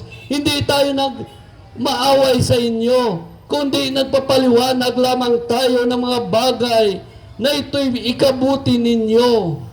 Dahil sa ngayong panahon, marami na ngayon mga tao naligaw sa iba't ibang reliyon, turo ng kasinungalingan. Kaya inahayag ito ng Diyos upang tayo naman ay makapag-ingat sa salita ng Diyos na hindi natin basta-basta natapak-tapakin, itapon na parang tayo lamang. Dahil maliwanag dito ang sabi sa Kawikaan, chapter 1, verse 29, sapagat itong karunungan ay di ninyo minahal, kay Yahweh na di natakot na may kalakip na paggalang, inyo pangangang tinanggihan, itong aking mga payo, itinapon na parang dumi, itong paalala ko, gintapon ninyo na tayo lamang.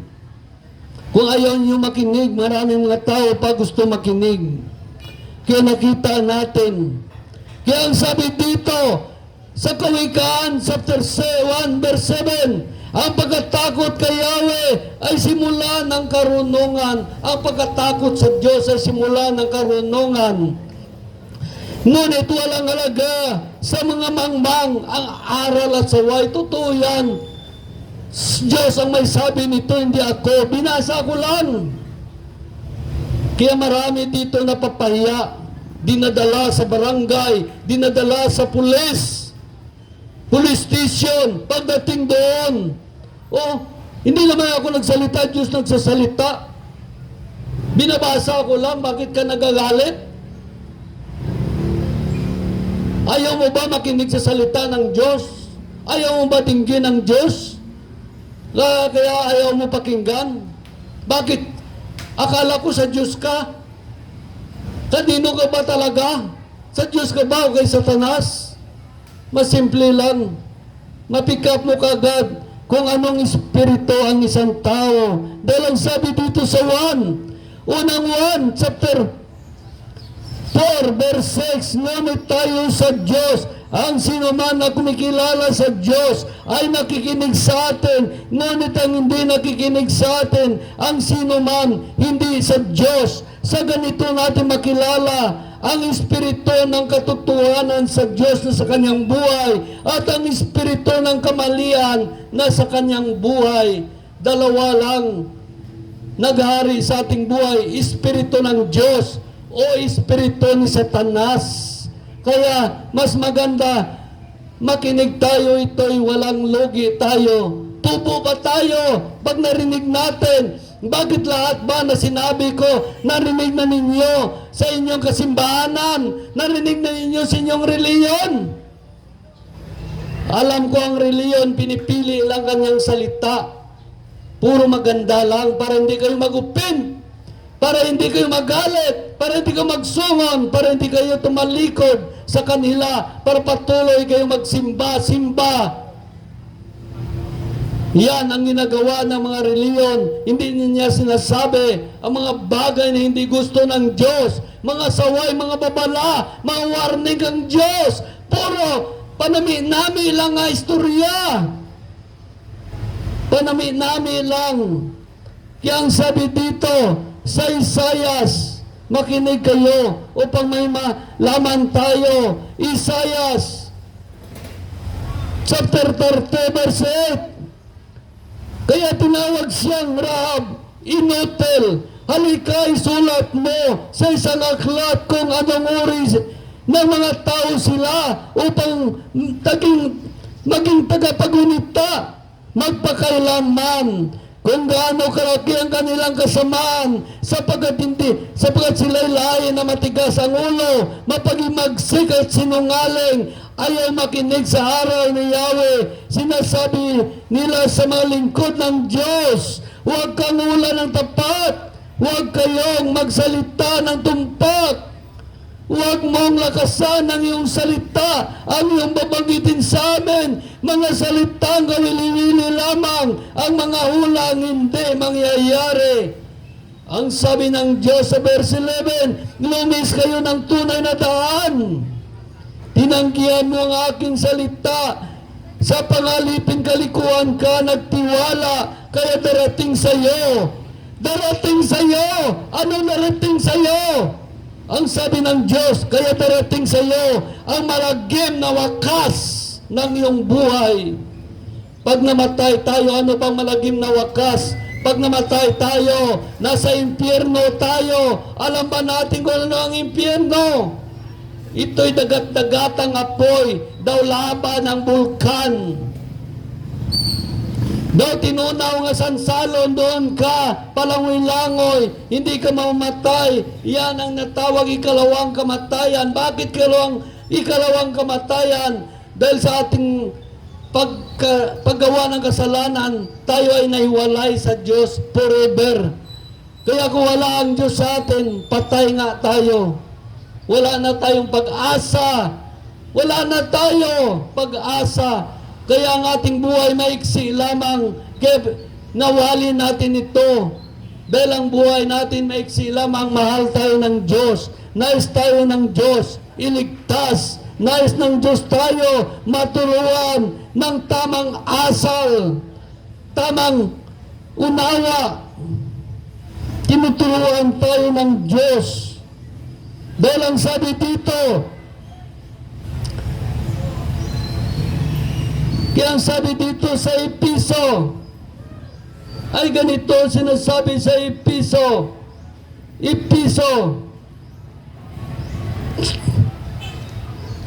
chapter 4 verse 19, hindi ganyan ang natutuhanan ninyo kay Kristo kung talagang pinakinggan ninyo ang aral niya, naturuan kayo ng katotohanan kay Jesus. Iwan na ninyo ang dating pagkatao, ubarin na ang inyong dating pamumuhay. Pita ng laman, magbago kayo ng diwa at pag-iisip, at dapat makita sa inyo ang bagong pagkatao na nilikha ng Diyos, na kalarawan ng Diyos, kalarawan ng kanyang katwiran at kabanalan. Dapat maging larawan tayo ng kanyang katwiran at kabanalan.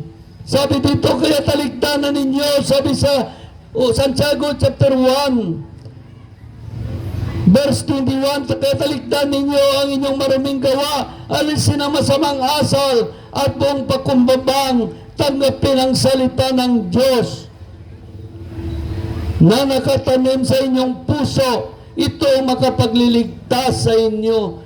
Ang salita ng Diyos makapagliligtas sa atin. Ngunit kung ito ay hindi natin pakinggan, ngunit ito ay ating pigilan, wala nga tayong magandang mapapala. Dahil ang salita ng Diyos, ito'y ilaw. Ilaw ng sanlibutan, ilaw ng sangkatauhan. Kaya sabi dito sa Mateo chapter 5 verse 14, kayo ang ilaw ng sanlibutan. May tago ang isang lungsod na nakatayo sa ibabaw ng burol, walang nakasinding ilaw, at naglalagay nito sa ilalim ng takalan. Sa halip na inalagay ito sa talagang patungan upang matanglawan ang lahat ng nasa bahay. Kaya itong salita ng Diyos, hindi ito pabulong-bulong. Nandoon ka lang talaga lagi sa loob ng building, pabulong-bulong. Ito isang ilaw, tinatanglaw sa mga tao ang salita ng Diyos upang sila'y maligtas. Kaya wala na tayo sa salita ng Diyos kung doon lang tayo sa building, pabulong-bulong. Parang ang ilaw ay tinago natin, tinakpan. Ngunit sabi dito, walang nakasindi na ilaw na nakalagay nito sa ilalim ng takalan. Sa halip na nilagay ito sa ibabaw ng patungan upang matanglawan ang lahat ng tao. Sabi sa verse 16, gayon din naman, dapat ninyong paliwanagin ang inyong ilaw sa harapan ng mga tao. Kaya ito pinapaliwanag natin ang ilaw sa harapan ng mga tao sa pamagitan ng salita ng Diyos.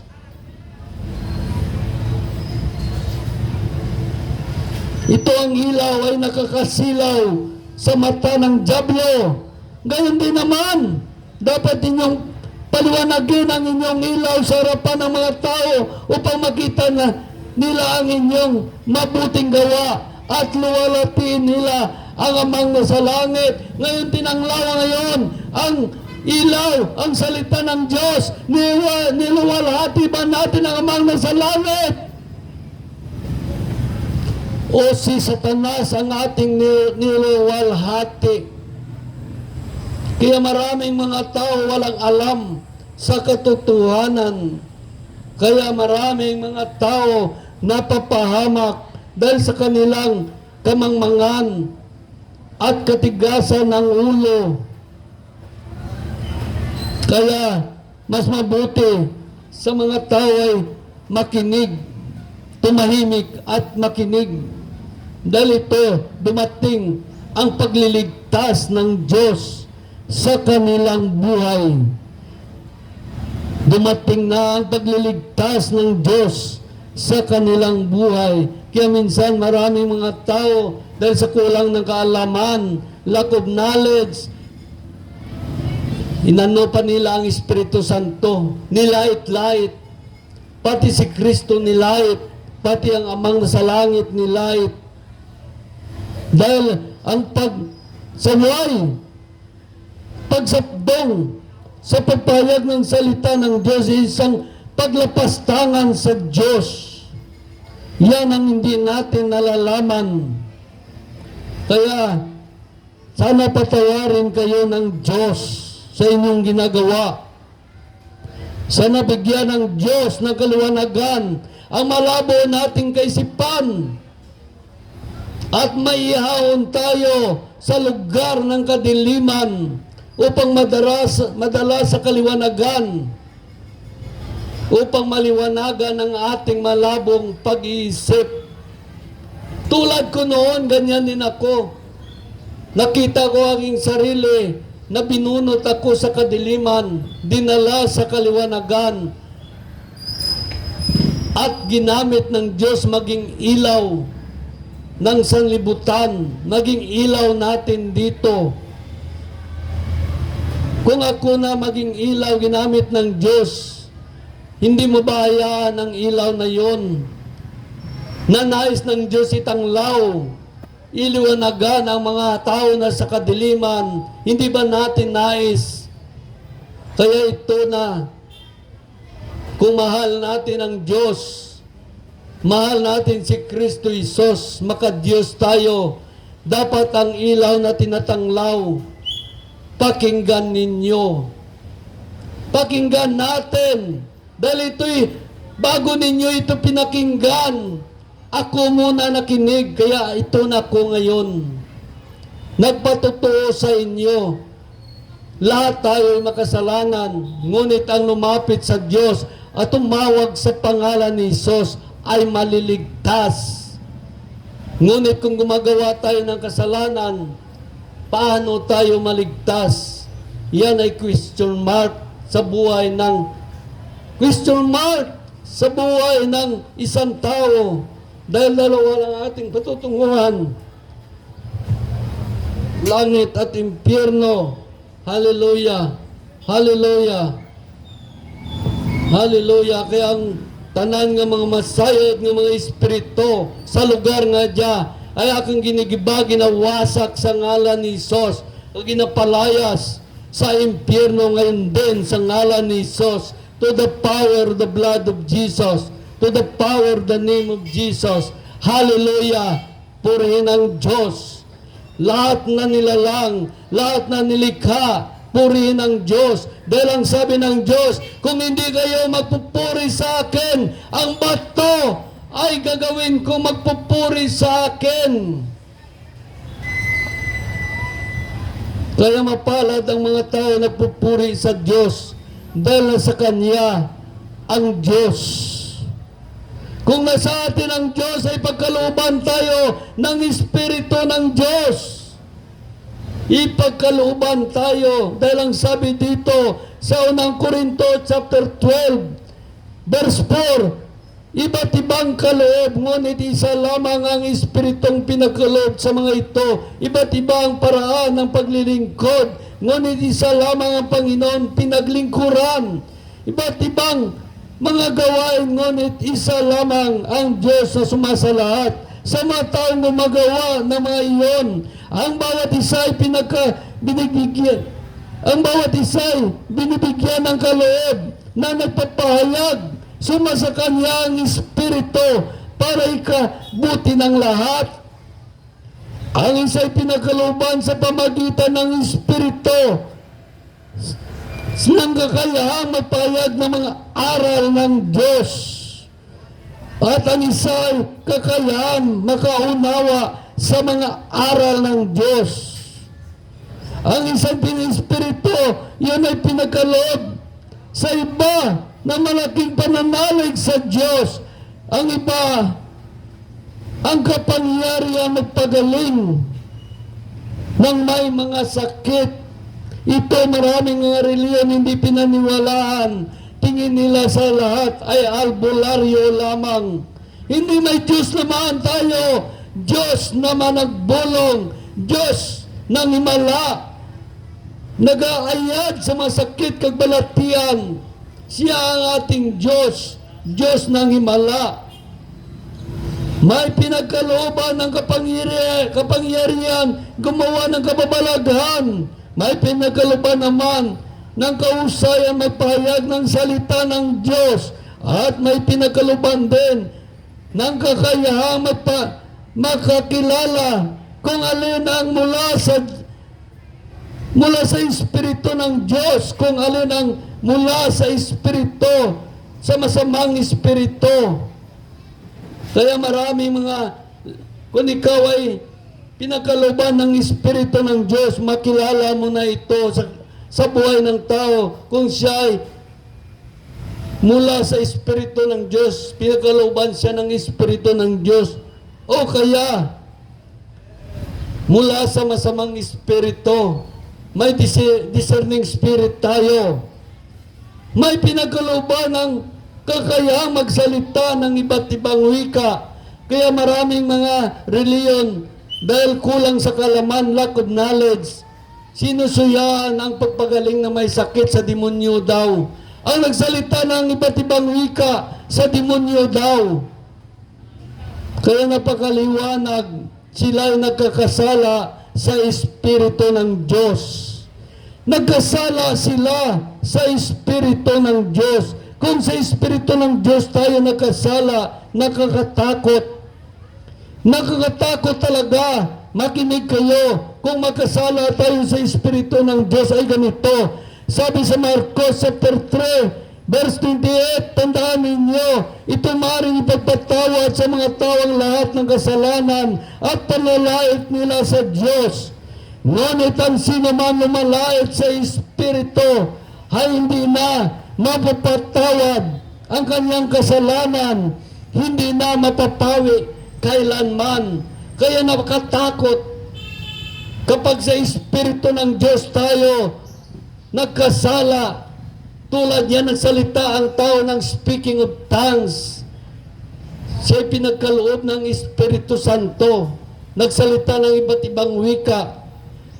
Pinagsabihan natin ng masama, nagkasala tayo sa Diyos.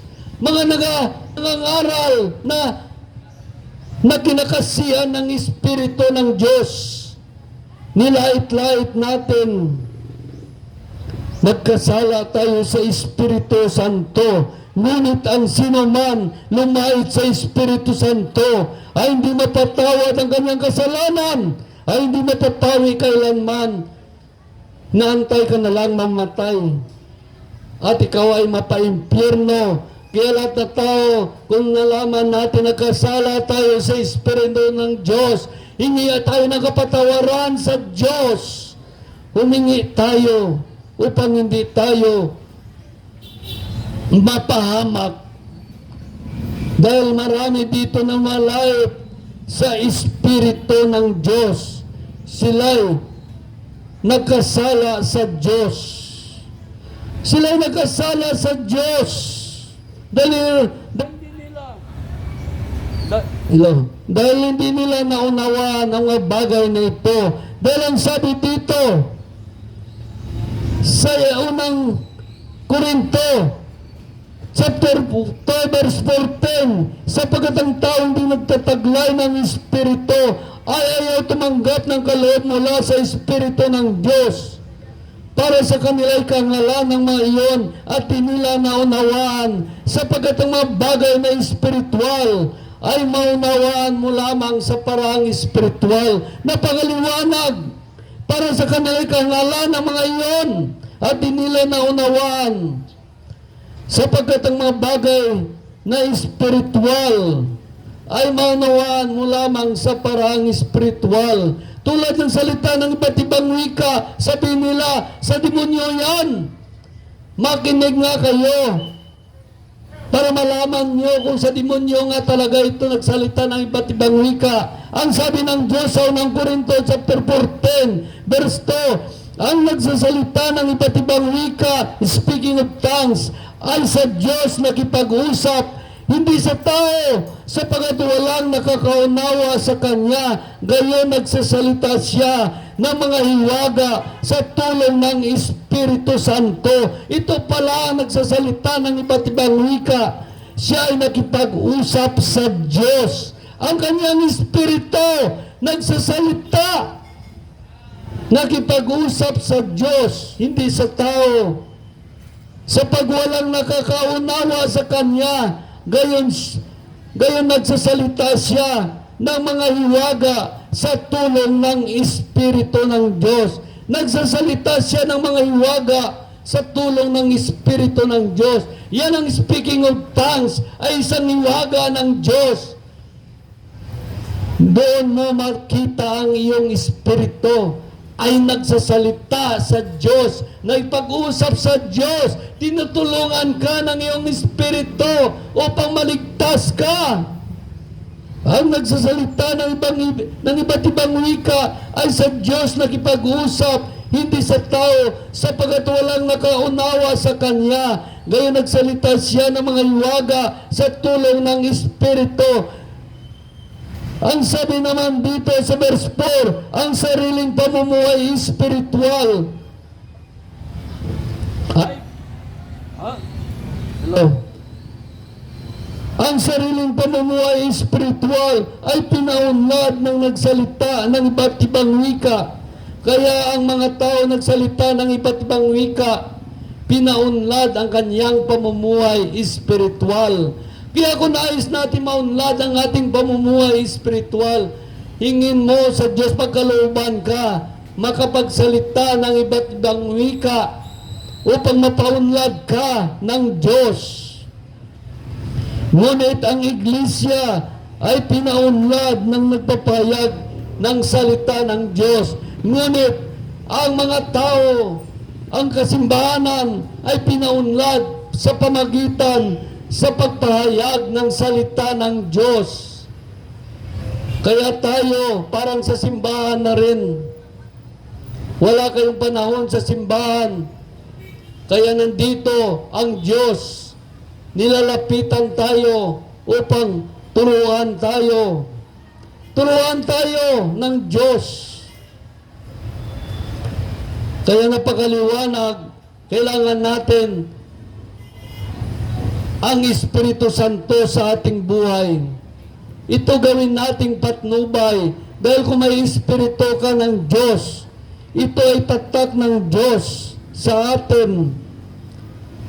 Tatak ng Diyos sa ating kaligtasan. Kaya ang sabi dito sa Episo, at huwag ninyong dulutan ng pigati ang Espiritu Santo, sapagkat ito ang tatak ng Diyos, ang katibayan ng inyong katubusan pagdating ng takdang araw. Ito ang tatak ng Diyos sa atin, Espiritu ng Diyos. Kaya nakita natin, nilait-lait nila ang speaking of tongues, hindi nila alam. Yan ay tatak ng Diyos sa ikatubos ng tao pagdating ng takdang araw. Mabuhay man tayo mamatay, kung sa atin ang Espiritu ng Diyos, ang siyang muling bumuhay kay Kristo, ang Diyos ding yan, ang magbigay buhay sa ating mga katawang namamatay sa pamagitan ng kanyang Espiritu. Kaya gawin natin patnubay ang Espiritu ng Diyos. Kaya ang sabi dito sa Roma chapter 8, verse 11, kung nanaan sa inyo ang Espiritu ng Diyos na siya muling bumuhay kay Kristo, ang Diyos din yan, magbibigay buhay sa inyong mga katawang na mamatay sa pamagitan ng kanyang Espiritu na naan sa inyo. Kaya gawin ninyong patnubay ang Espiritu ng Diyos sa inyong buhay. Gawin niyo ating patnubay. Dahil kung wala ang Espiritu ng Diyos sa ating buhay, wala tayong magagawa. Mapapahamak lamang tayo. Dahil ang sabi sa Galatia, chapter 1, chapter 5, verse 25, ang Espiritu nagbibigay buhay sa atin, kaya ito ang dapat maghari sa ating mga buhay, ang Espiritu ng Diyos. Kaya napakaliwanag ang Espiritu ang nagbibigay buhay sa atin, kaya ito rin ang dapat maghari sa ating buhay. Paano maghari sa atin ang Espiritu ng Diyos kung hindi natin minahal ang salita ng Diyos? Dahil ang sabi dito sa 1 chapter 14 verse 23, sumagot si Jesus ang umibig sa akin ay tumutupad sa aking salita. Ibigin siya ng aking Ama at kami ay isa sa Kanya, mananahan sa Kanya. Kaya maliwanag, napakaliwanag kung inibig natin ang salita ng Diyos. Ang Amang nasa langit, ibigin tayo. Ibigin tayo ni Kristo Jesus at ang Espiritu mananahan sa atin. Kung ang Espiritu ng Diyos nananahan sa atin, mamatay man tayo, wala tayong dapat ikatakot. Dahil ang sabi sa Roma chapter 8 verse 11, kung nanaan sa inyo ang Espiritu ng Diyos na muling bumuhay kay Kristo Jesus, ang Diyos din yan ang magbibigay buhay sa inyong mga katawang namamatay sa pamagitan ng kanyang kamatayan, sa pamagitan ng kanyang Espiritu na naan sa inyo. Maliwanag sabi dito, ang mga katawang namamatay sa pamagitan ng kanyang Espiritu na naan sa inyo, ang siyang bubuhayin muli.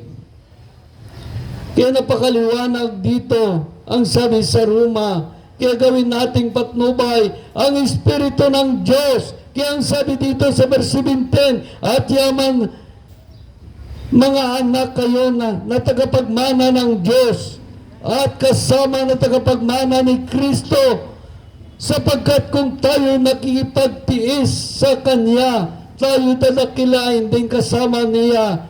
Kaya maliwanag ang sabi sa Roma chapter 8 verse 11, kung nanaan sa inyo ang Espiritu ng Diyos na siyang muling bumuhay kay Kristo, ang Diyos din yan ang magbibigay buhay sa inyong mga katawang namamatay sa pamagitan ng kanyang kamatayan, sa pamagitan ng kanyang Espiritu na naan sa inyo. Kaya kung nanaan sa atin ang Espiritu ng Diyos, mabuhay man tayo, mamatay, sa pagbalik ni Kristo, tayo ililigtas niya. Sapagkat babalik si Kristo, hindi upang hatulan tayo, kundi upang iligtas ang mga naghihintay sa Kanya. Pagkatapos, darating ng paghukom sa mga tao na hindi sumusunod sa Diyos. Darating na sa kanilang buhay. Kaya kailangan natin ang Espiritu ng Diyos ang maghari sa ating buhay.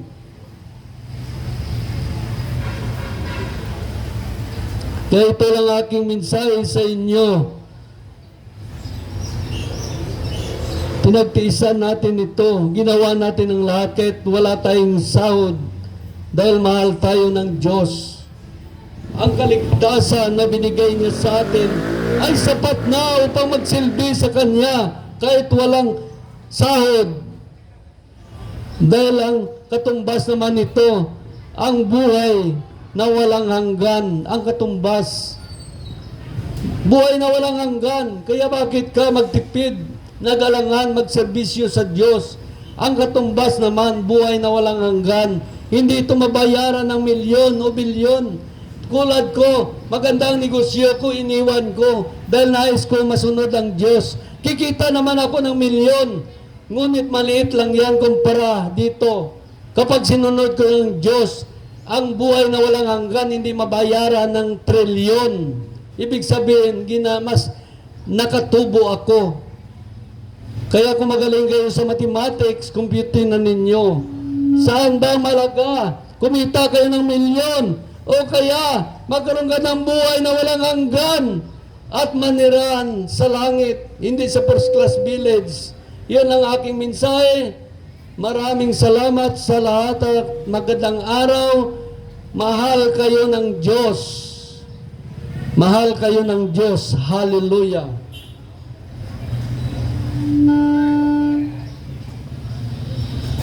Katapos mo lang. Katapos mo lang. Okay. Kinataman ko ay tingin ko na lang ito sa sakit. Mga yung extension ko para naura ko po na tita. Medya ka. Sige, okay. Praise God. Hallelujah. Mga kaibigan at kapatid sa Panginoon, muli po magandang umaga. Akin pong pinasasalamatan ang aking kapatid